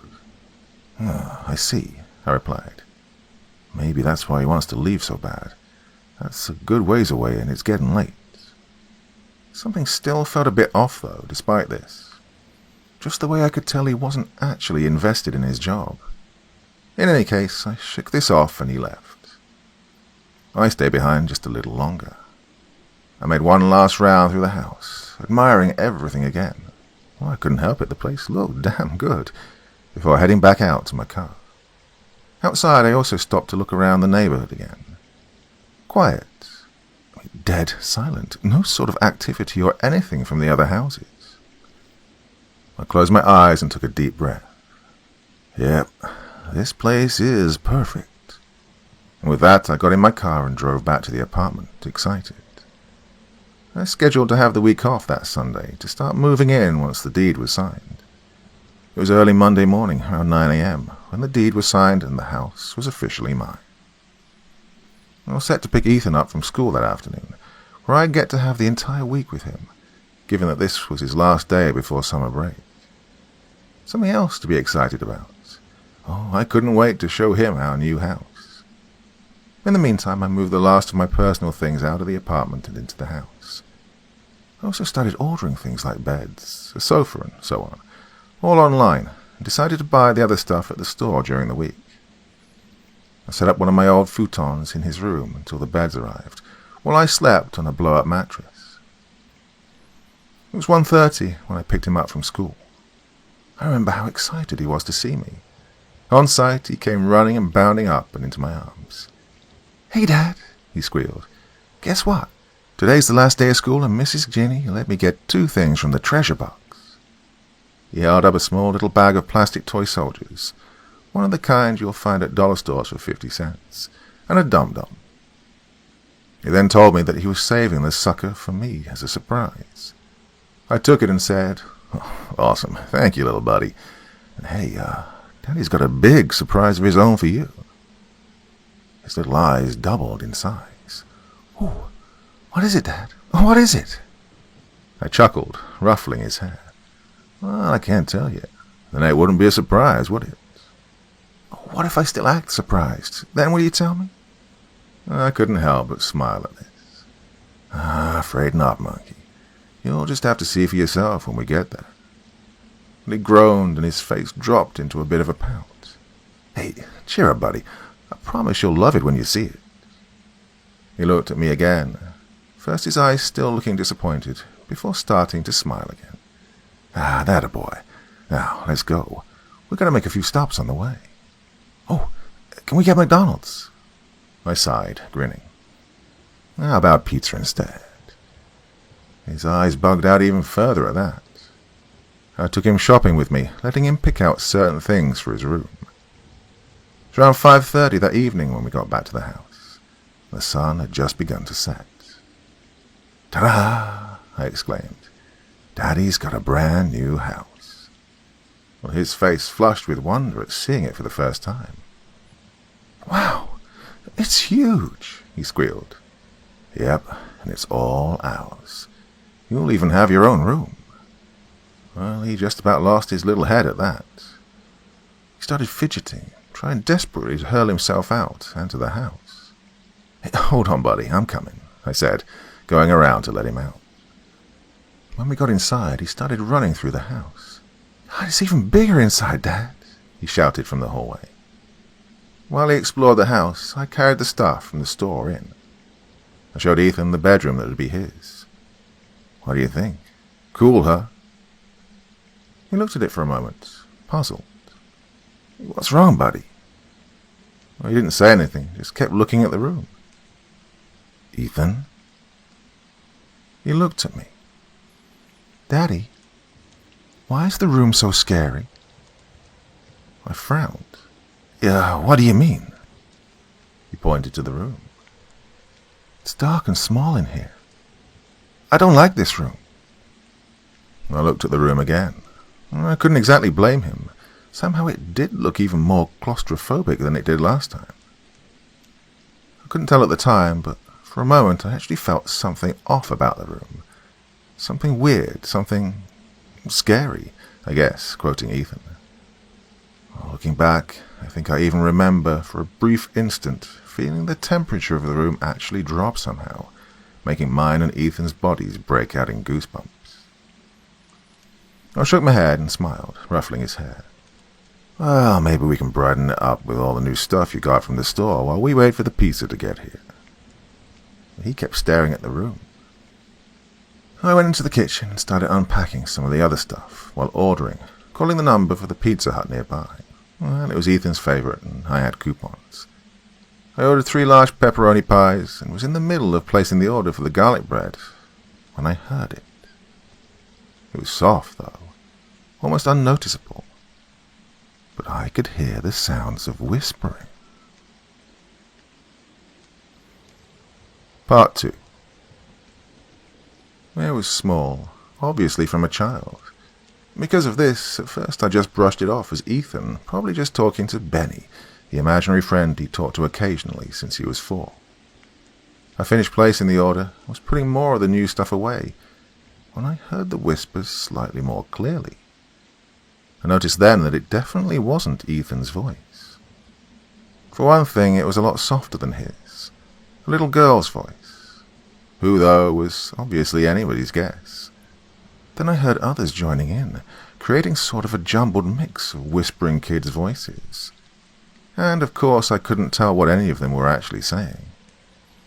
Ethan, I called out. That you, little buddy? Nothing. Again, I knew it wasn't his voice, but at the same time, whose was it?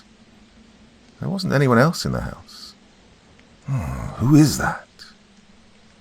I started giggling. It sounded like they came from everywhere, despite there being nothing or no one anywhere around.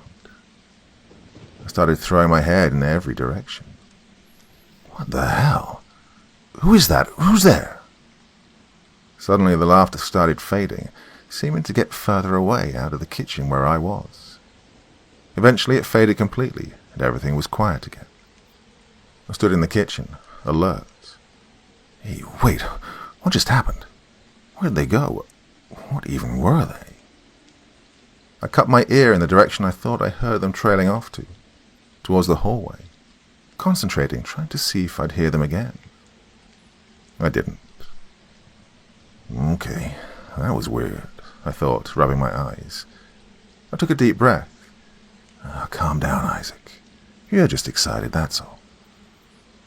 I decided to turn on the TV I'd brought from the apartment, turn to Cartoon Network for Ethan. I called for him again. Still no answer. Where is he? I wondered. It was then, also, that it hit me that I hadn't actually heard a peep from him since I'd left him in the hallway. Ethan, hey, where are you at, buddy? Come on out. I got the cartoons on. Silence. I waited for about 10 or so minutes before starting towards the hallway. Approaching the threshold of the hallway, I heard them again. Little kids, giggling. Ethan? Well, this time their laughter slowly started changing, evolving into shrieking, sounding like whoever it was in pain. This immediately sent me into a panic. Oh, Ethan, hold on, I'm coming. I bolted the rest of the way to the end of the hall to his room. In that moment, for some reason, it felt like either time had slowed down or the hallway was keeping on stretching. In other words, it felt like it took me longer than it should have to make it to the end of the hallway.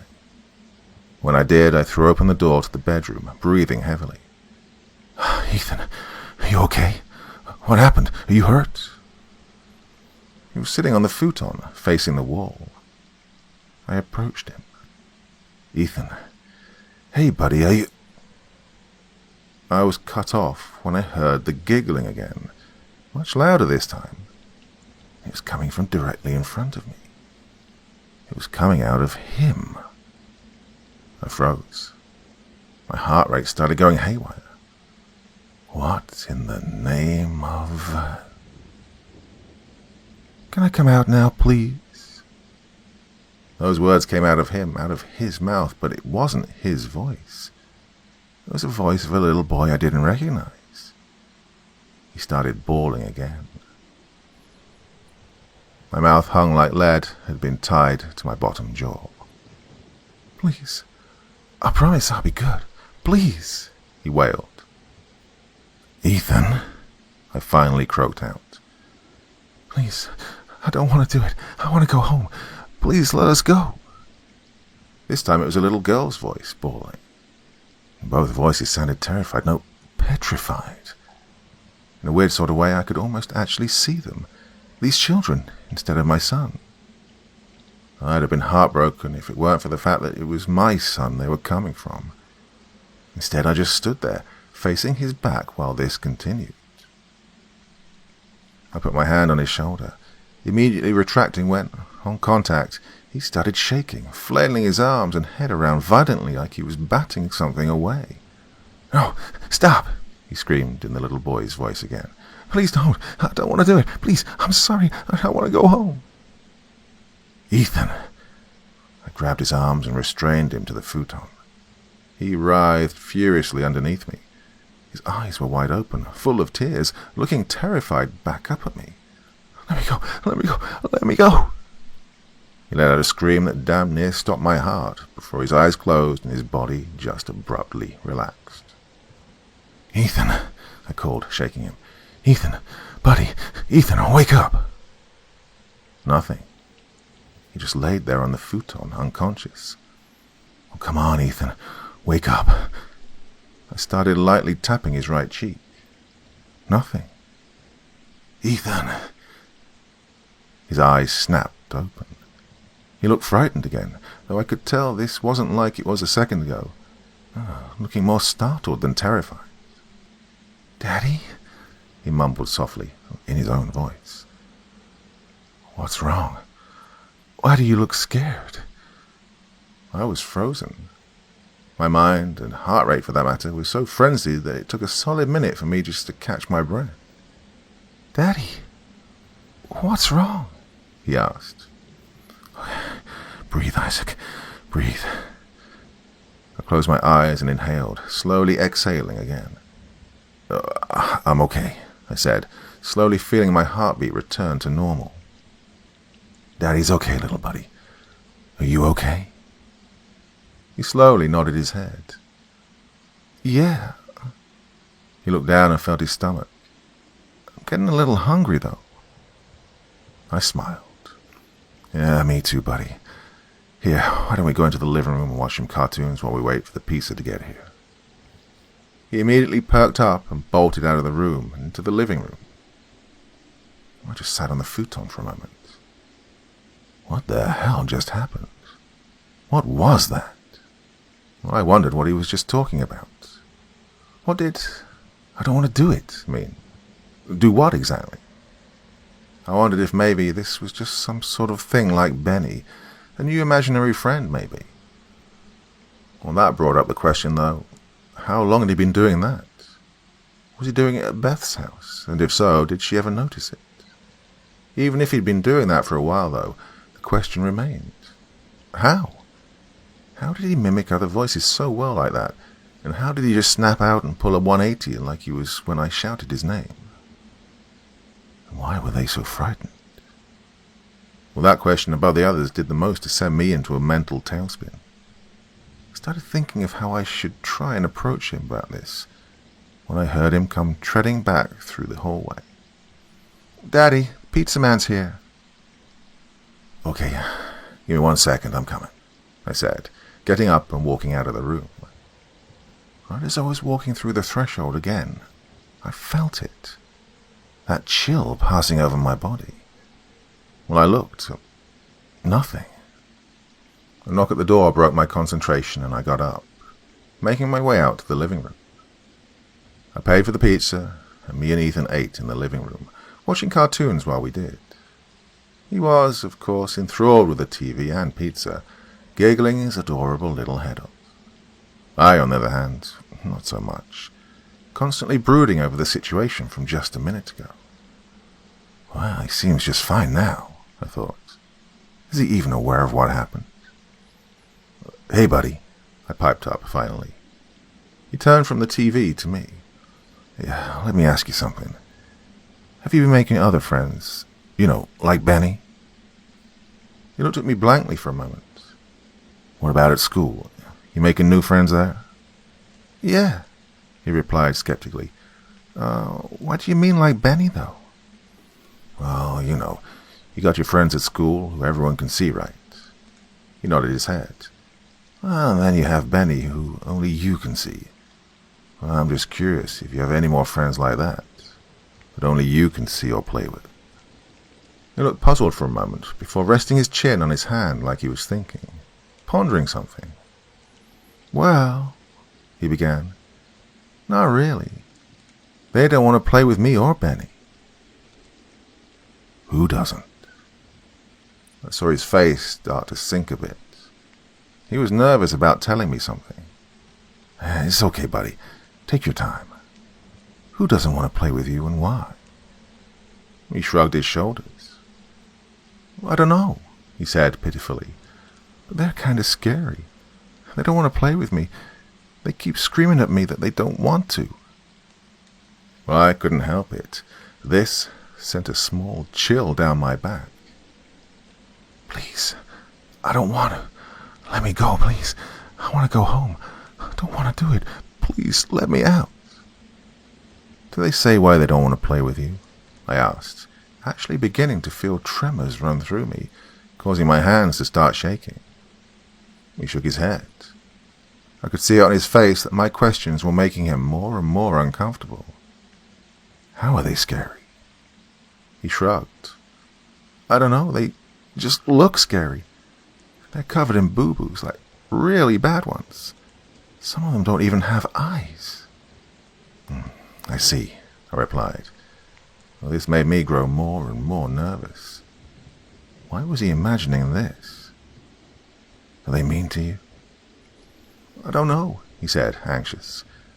I knew I couldn't keep pushing him much further about this. Well, not really, I guess, but they really look scary. They're always screaming and crying. They say I have to go into the closet with them because they're always lonely. I told them to go away, though, that I don't want to play with them. He looked down at the slice of pizza in his hand and asked if we could stop talking about this, about his friends that only he could see. I smiled and said of course, and we both went back to watching TV. Obviously, though, whether or not the conversation continued had no bearing whatsoever on the anxiety buzzing frantically in my head. I was worried, to say the least. How was I supposed to feel about what I'd just been told? Okay, yes, Ethan was 7 years old. We all had active imaginations back then, right? Hell, I remember when I used to run around in my backyard at his age, playing cowboys and Indians with imaginary friends myself, a habit that lasted until I was almost 11. So sure, no real shocker there. At the same time, though, I'm sure most can agree that there's a pretty big difference between running around fighting imaginary bad guys or something like that, and being tormented by what I could only imagine were mutilated people. Not only that, but when you play with imaginary friends, you didn't typically turn into them, right? They were just there, only seen and or heard by you. But that's not what happened here. Who or whatever was in that bedroom wasn't Ethan. It was an entirely different person, people in fact, which started to lead me to wonder if Ethan might not be suffering from some sort of personality disorder. And this brought me back to the aforementioned question. Had he ever had incidents like this before? Of course, even if that were the case, then why was the room so cold all of a sudden? And then the giggling. Eventually, despite being so caught up in thought that even the sounds from the TV became little more than white noise in my head in the background, I managed to catch sight of the time, reading 1:45 in the morning, out of the corner of my eye. Hey, bedtime, little bit. I stopped, seeing the little monkey curled up on the floor, fast asleep, his face covered in pizza sauce. I couldn't help but snicker a little at this. He looked adorable, curled up like he used to when he was a toddler, laying across my chest. I gently picked him up and carried him into his bedroom, laying him across the futon. I knew something was up again as soon as I entered that room, because the entire room felt like I just walked into a freezer. My hair stood up all across my arms and the back of my neck. Oh, what the hell? Why is it so cold in here? Did the thermostat go out or something? After laying him in the bed, I went and checked the thermostat. It read 75 degrees. What the fuck? I decided to crank up the heat to 80, despite, it being summertime. Plus, nowhere else in the house was cold like this, which forced me to strip to nothing but my boxers, and even then I was sweating like a damn pig. I then headed to bed myself. Just before closing the door to my room, though, I heard a small, pitiful voice bawling. I stole a quick glance behind me where I'd heard it coming from. Nothing. I yawned. There's nothing there, Isaac. Just go to bed. I turned and shut the door behind me. All night, faintly, I could hear it. The sounds of children crying.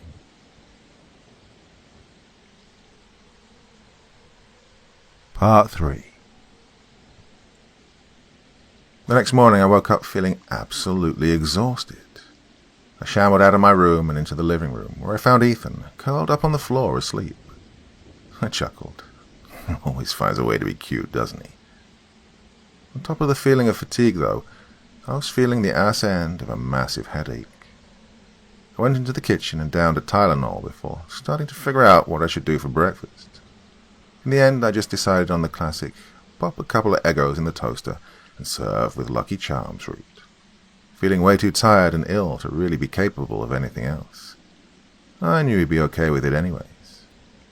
He woke up about a minute before the waffles were set to pop in the toaster and came trotting into the kitchen, looking every bit as fatigued as I was. His skin actually looked whiter than usual, paler, with dark grey bags under his eyes. I could tell he didn't sleep well last night. "Hey there, monkey," I said as cheerfully as I could manage. He groaned in response. "Hey, you okay? How'd you sleep?" "They kept screaming at me, Daddy," he whimpered. "They wanted me to go into the closet. They wouldn't leave me alone. I couldn't sleep, so I came into the living room where they couldn't follow me." I pulled the waffles from the toaster and fixed his breakfast. As I did this, I started thinking again about the incident from the previous night. I thought again about the theory of Ethan possibly having some sort of mental disorder. I wondered then if it wasn't him I heard just before going to bed. We ate in silence, both of us feeling too exhausted to think of anything else to say. Afterwards, Ethan went back into the living room, turning on the TV to the cartoons. I decided to go into my room and call Beth, at least answer one of my questions. She, of course, sounded none too thrilled to be hearing from me.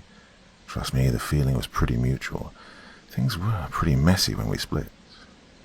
Well, I asked her, calmly as possible, if she'd noticed anything off about Ethan or his behavior while with her, to which she responded by telling me that she hadn't, as well as adding that even if such a thing were the case, that I'd be more knowledgeable if I were around more often.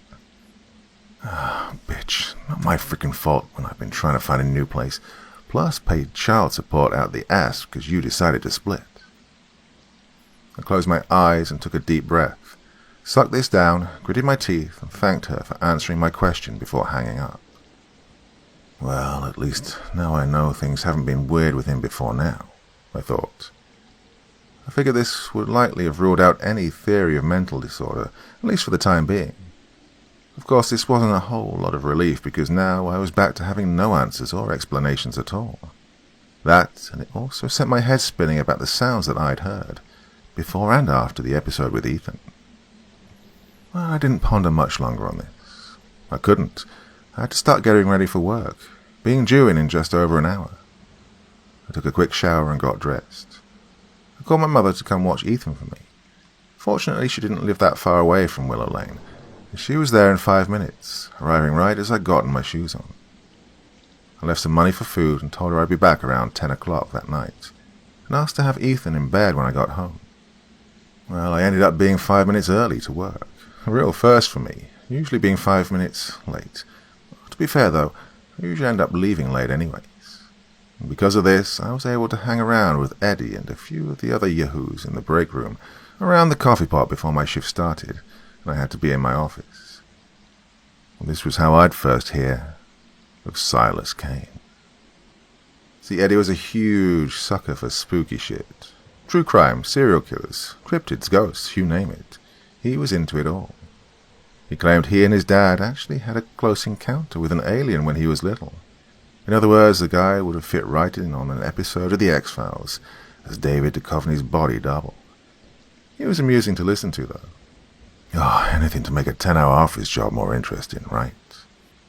Anyway, so he was talking about some old urban legend he'd read about kids that went missing in a local neighborhood.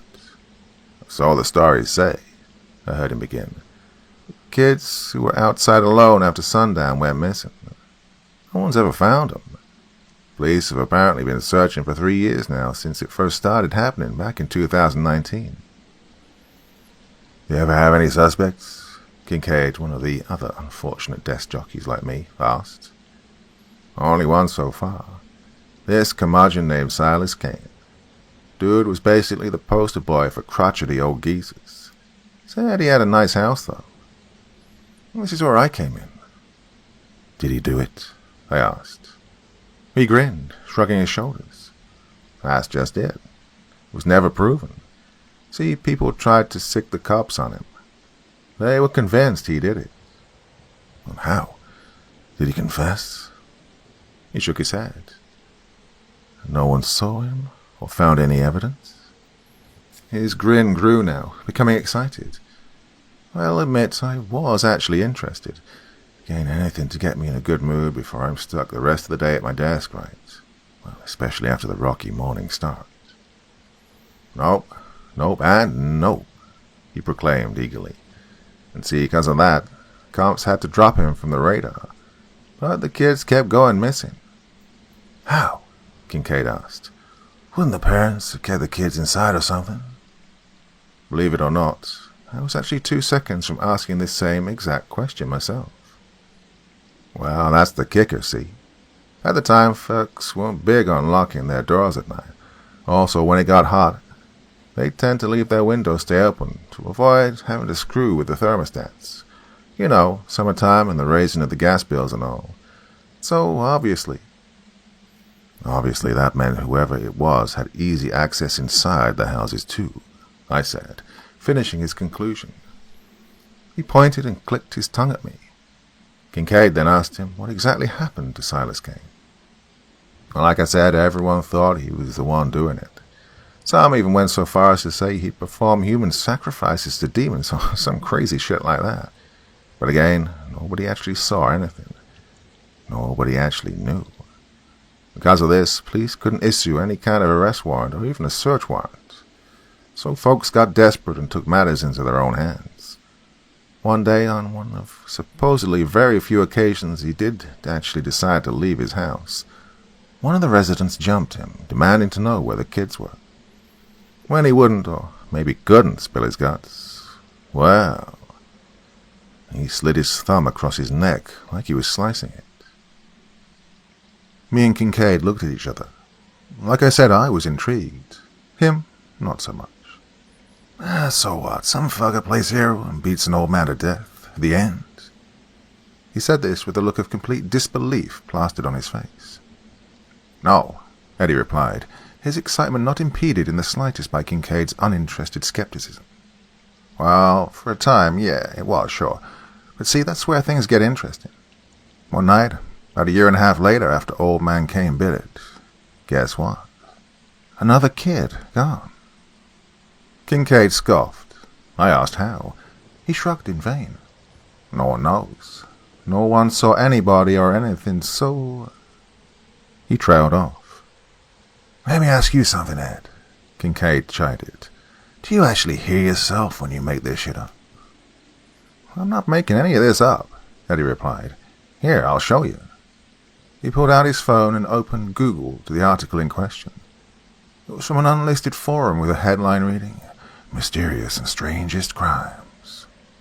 Below this was a string of news articles about kids disappearing back in 2019, and even continuing well into 2021.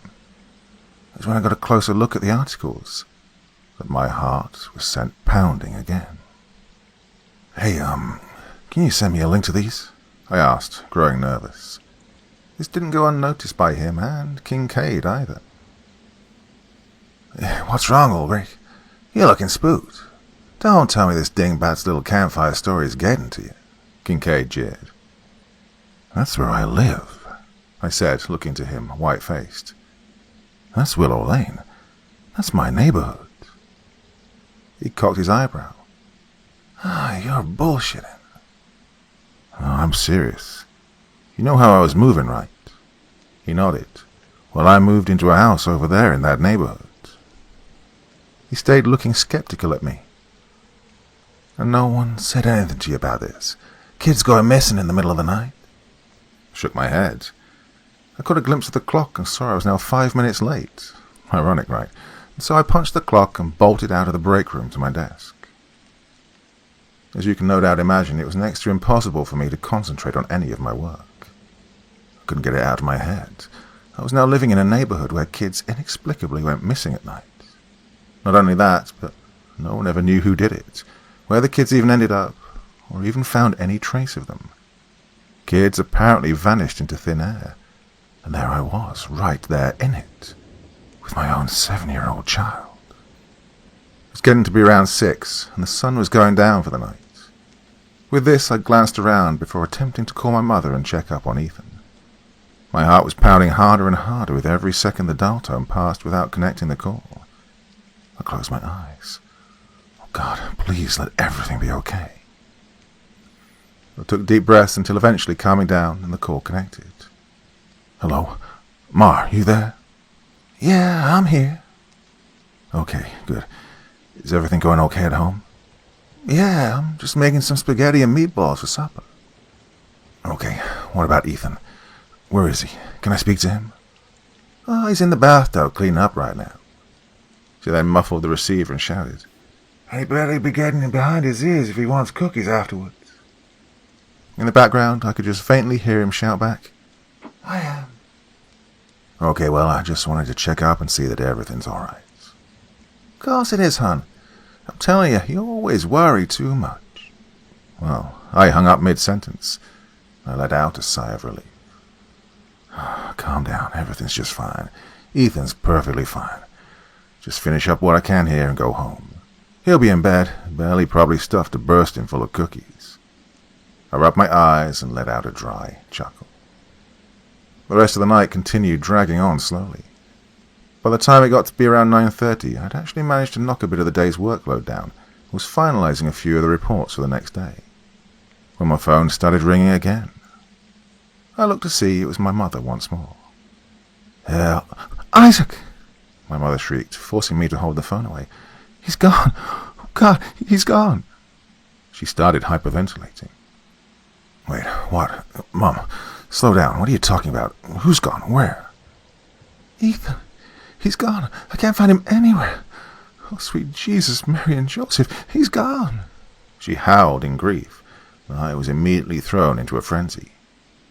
Ethan gone. A shudder ran down my spine. Okay, Mama, calm down. Tell me what happened. She stammered, still hysterical. I put him to bed an hour after dinner. Woke up and complained that he couldn't sleep, saying that something was bugging him. So I read him a story and put him back to bed. Well, everything seemed fine afterwards, so I thought he was okay. I just went to check on him, though, and now I can't find him anywhere. All right, stay there. I'm coming home right now. I hung up the phone before grabbing my stuff and bolting out of the office. I didn't even bother shutting down my computer or punch out the clock. I didn't care. I couldn't care. My boy was missing. The drive home, despite it being a relatively short drive, felt tense and like it dragged for an eternity. Every worst possible scenario was whizzing through my head. Oh, dear God, why? Why does it have to be Ethan? Where is he? Where could he have gone? He was with Ma. How could this have happened? They kept wanting me to come into the closet with them. This made my frenzied thoughts pause for a moment. The closet, I wondered. Why the closet? What's in there? I made it back to the house, all but flying into the driveway, jumped out and ran inside. Ma was in the middle of the living room, pacing back and forth, stopping once she saw me and running to me. Oh, God, Isaac, she cried, embracing me. I don't know what happened. I don't know where or how he could have gone like this. I gently pushed her away and strode quickly to the bedroom. Just as I suspected, as I'd feared, as soon as I reached the threshold, the temperature was ice cold. This time it was worse, feeling like the room was a giant vat of liquid nitrogen. My body immediately began shivering, and I could even see my breath. Ethan, I called out, shivering. The room was dark. I called his name again, flicking the light on. My jaw dropped, and I fell to my knees at what I saw. Part 4. The blankets on the futon had been flung to the side haphazardly, and the sheet had been pulled from one corner, exposing at least a third of the mattress underneath. What was worse were what looked like the marks of little fingernails running across the floor away from the futon. Ethan! I shouted. Nothing. I looked under the futon. Nothing. Ethan! I spun around wildly, throwing my head in every direction around the room. The cramped, empty, ice-cold bedroom. Nothing was there. No one was there. Not anywhere in the room. Nowhere except maybe... I looked at the closet. It was shut. I walked over to it, noticing how much colder it somehow seemed to get, despite the room already feeling 20 below sub-zero. As well as this, I could hear those sounds again, the mix of crying and giggling of small children. Shaking, both from extreme cold and sheer panic, I reached out and gripped the doorknob. As soon as I did, an image of a small dark figure silhouetted against a bright, white background flashed across my mind. This caused me to retract from the closet door. What the fuck? That's when the sound started getting louder again, like who or whatever was on the other side of the door was actually getting closer. Then, from the jumbled mix, I heard one distinct voice that made my heart freeze. Daddy, help me. Save me, please. They're hurting me. Please let me out. I sprang into action. That was Ethan, my boy, in there. I had to get him out. "Hang on," I shouted, grabbing the doorknob again. "Hang on, buddy. Daddy's coming." His voice started fading, growing distant. Oh, sweet frickin' God. Please don't let me be too late. I violently threw the closet door open, only to be met with what looked like a dark hole in the wall where the closet should have been. "Ethan!" I called out into it. Nothing was there, though the sound still echoed from seemingly everywhere within it. I started hearing the little girl's voice again, sounding just as petrified as Ethan's was a second ago. "Please, he's making us do it. We had to do it. He promised to let us out if we did." I stood frozen. Didn't know what to say, what to do. What was she talking about? Who the hell was this, even? I couldn't see her, only hear her pathetic little voice. Then, from deep within the back of the void, a white, glowing orb took shape. It was blinding to look at directly. It was like the sun, only without any sort of dimension or vibrance to it. No personality, just a blazing ball of featureless light. Immediately after taking form, I watched a black, smoke-like mist get sucked into it, immediately becoming swallowed by it. As I watched this happen, the mist stretched and pulled apart as it joined inside the orb. Just before being devoured completely, I saw, one last time, my son's face take shape, looking terrified. I heard his voice cry out, "Daddy!" before disappearing for good. "Ethan!" I screamed, hurling myself through the closet. As soon as I entered where or whatever the hell Twilight Zone kind of place this was, I immediately felt my body become weightless. I opened my mouth, trying to call out for Ethan again, but I couldn't. It was like someone had pushed a mute button on me and I couldn't make a sound. Despite this, I could hear the children's cries continue echoing all around me. They got closer and closer, closing in around me. I couldn't move, I couldn't escape, I couldn't do anything. I closed my eyes. This was it. "Daddy's coming, son," was my last thought.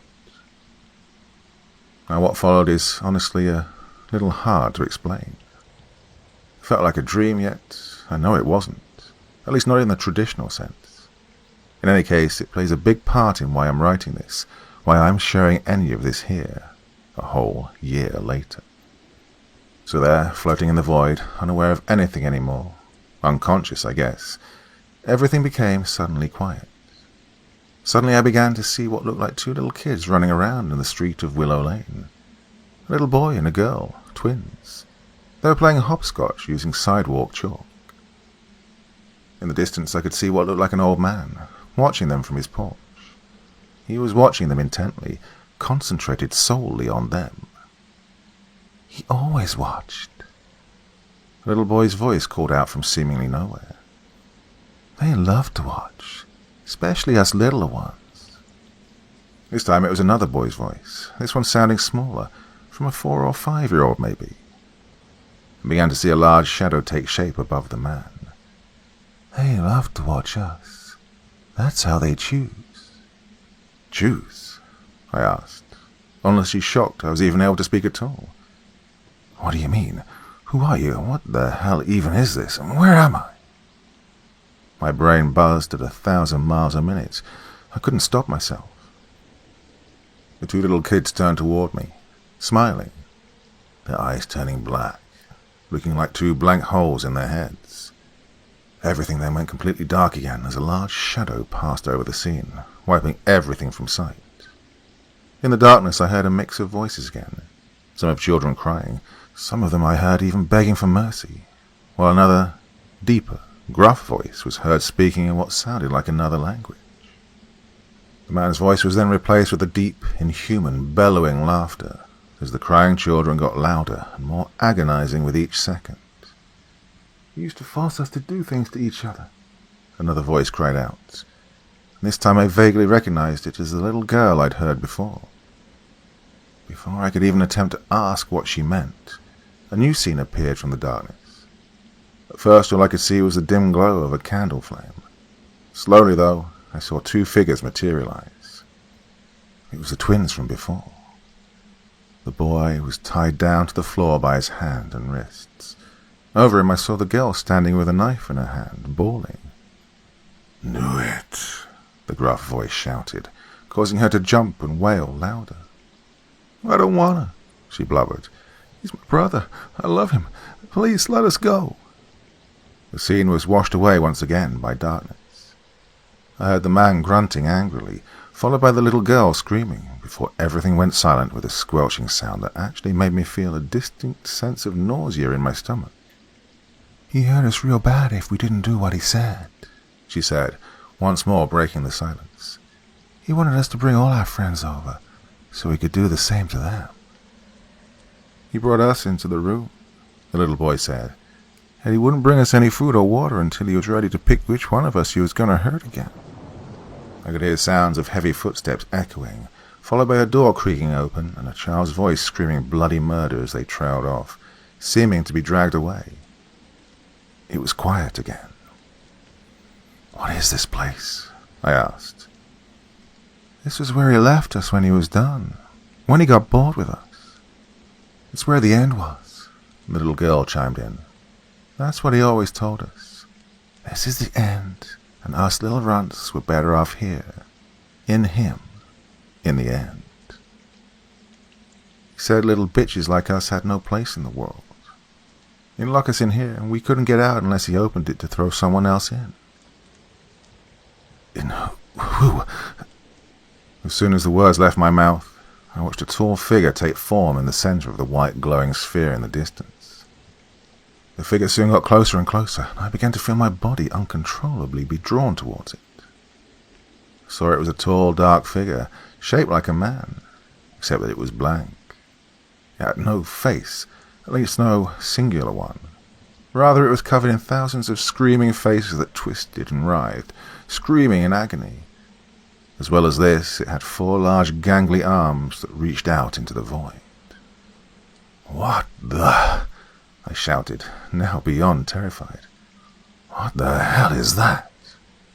I continued being pulled towards it as it drew closer and closer, reaching out for me. "That is the end," the little girl replied. "We were told that he was always waiting for us all." "What's happening?" I cried, trying to claw at the nothingness around me, hopelessly trying to find something, anything to grab hold of to keep from being dragged along further. "He's trying to have you too.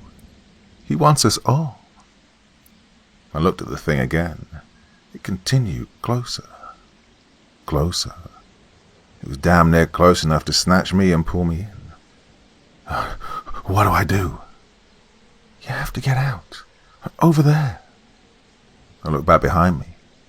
I could see the doorway of the closet once again, leading back into the bedroom. "He's got a new one. He's distracted. But he won't stop, so we have to get out now while we still can." "What do you mean? How is he?" I was cut off when my blood went cold again. Coming from the figure's shadowy form, I began to hear it. Ethan's voice. "Daddy, save me." "Ethan." I turned and was ready to charge at the thing. I had to get my son out of whatever the fuck that thing was. "Wait, don't," the little boy's voice beckoned. I stopped. "That's my boy. I have to get him out." "You can't. If you do, he'll take you too, and the rest of us." "I can't leave him." My heart was spiking, my muscles were shaking, ready to charge and rip Ethan right out of that thing.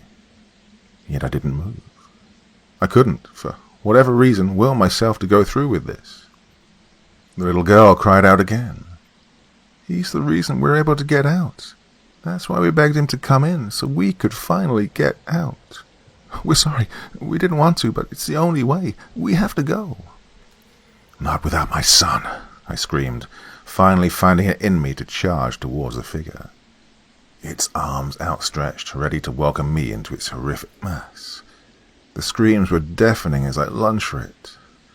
"I'm coming. Hold on, little buddy," I thought, almost face to face with the thing. "Daddy's coming." Before I could reach out to it, however, I felt something jerk me backwards, ripping me away towards the doorway. I looked back, seeing a legion of albino, eyeless apparitions of children pulling my ankles away towards the door. "No!" I screamed. "Damn it, let me go. I have to save my boy." But they didn't stop. They just stared back at me as they pulled me away. I tried again to stop from being pulled along, to no use.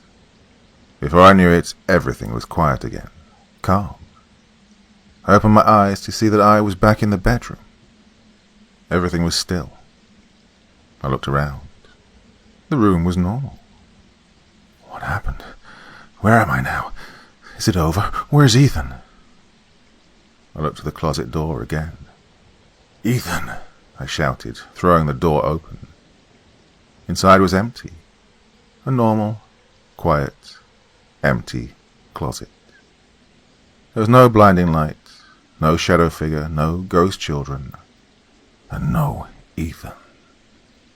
I started shouting his name, to the point of nearly tearing my vocal cords, while slamming the closet door open and close repeatedly.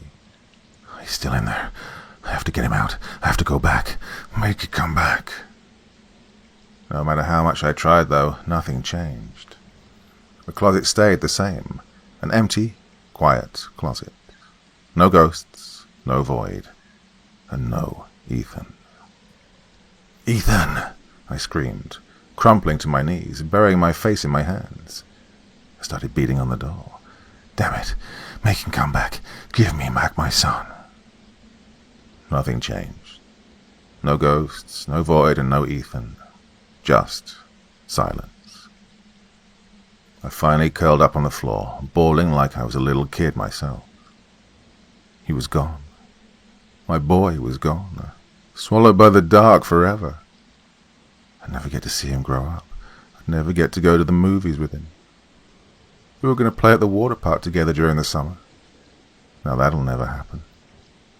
I won't get to see him when he gets his license to drive. I was going to buy him his first car. Hell, never see him take a pretty girl to prom. I won't get to see him graduate. Nothing. He was gone.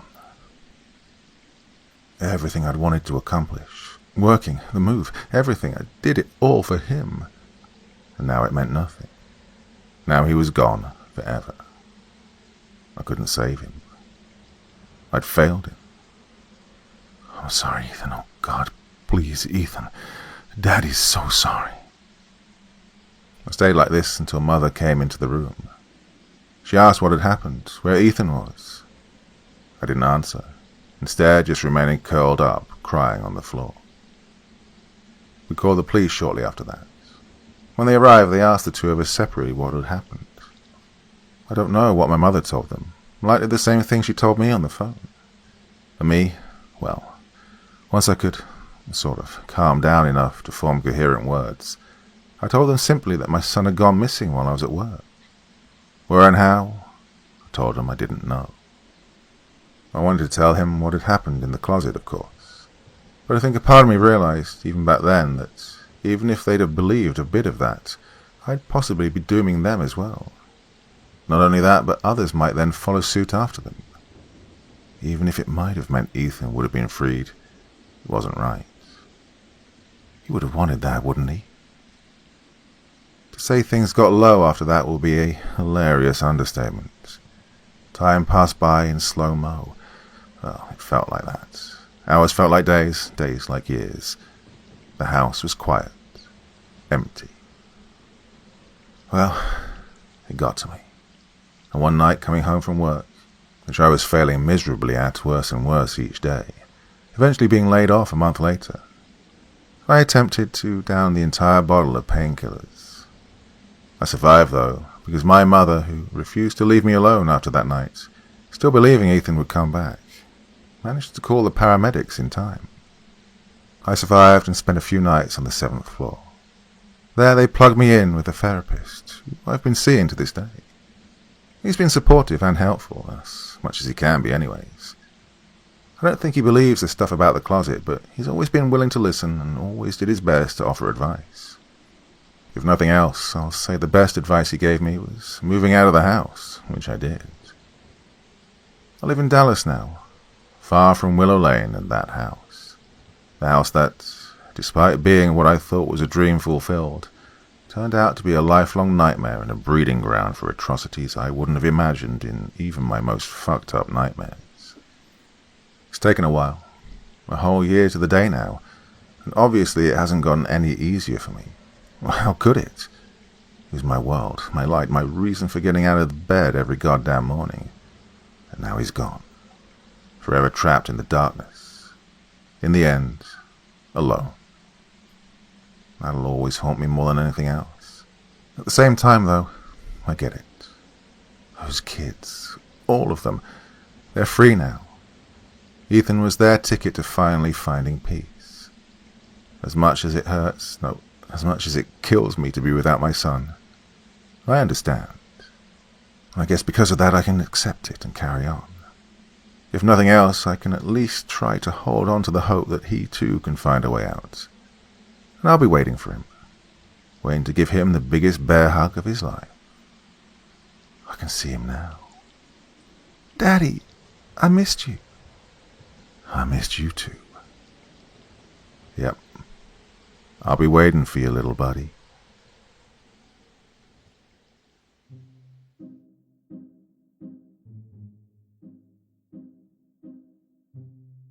Well, my dear friends, another anthology collection there for you. You know, I don't do them too often, but sometimes there's just a few shorter stories that I want to do, and you know, the half-hour ones are never that popular on the channel, so you know, it's a good excuse to do them and just stick them all together in one longer video. So I hope you enjoyed that one. There's a couple there that I've done before as well, but hey, what the hell, you know, very, very, very busy week at the day job this week. So yeah. I couldn't quite fit in a full schedule of massive recording either, so, well, okay, hope you're all keeping warm, those of you in the Northern Hemisphere. It's been insanely cold the last week or two here, loads of snow, icy winds and everything. Oof, a bit fed up of it, to be honest with you, but, well, what can you do? Anyway, I will be back again with a podcast tomorrow night, and I'll see you again here on Friday evening. Till then, my dear friends, just remember, these are stories, and you'll sleep well, yeah?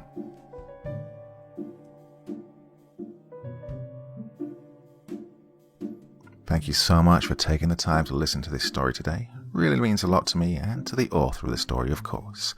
Well, if you want to know more about me, I'm pretty much everywhere on social media. You can find me on Facebook, Twitter, Instagram. You can download my music on SoundCloud. I've got a Patreon if you feel like. Throw me $1 or $2. Very much appreciated. And of course, on Reddit, I have a place where you can leave stories if you want me to read one that you've written. Well, hoping to see you all again very soon.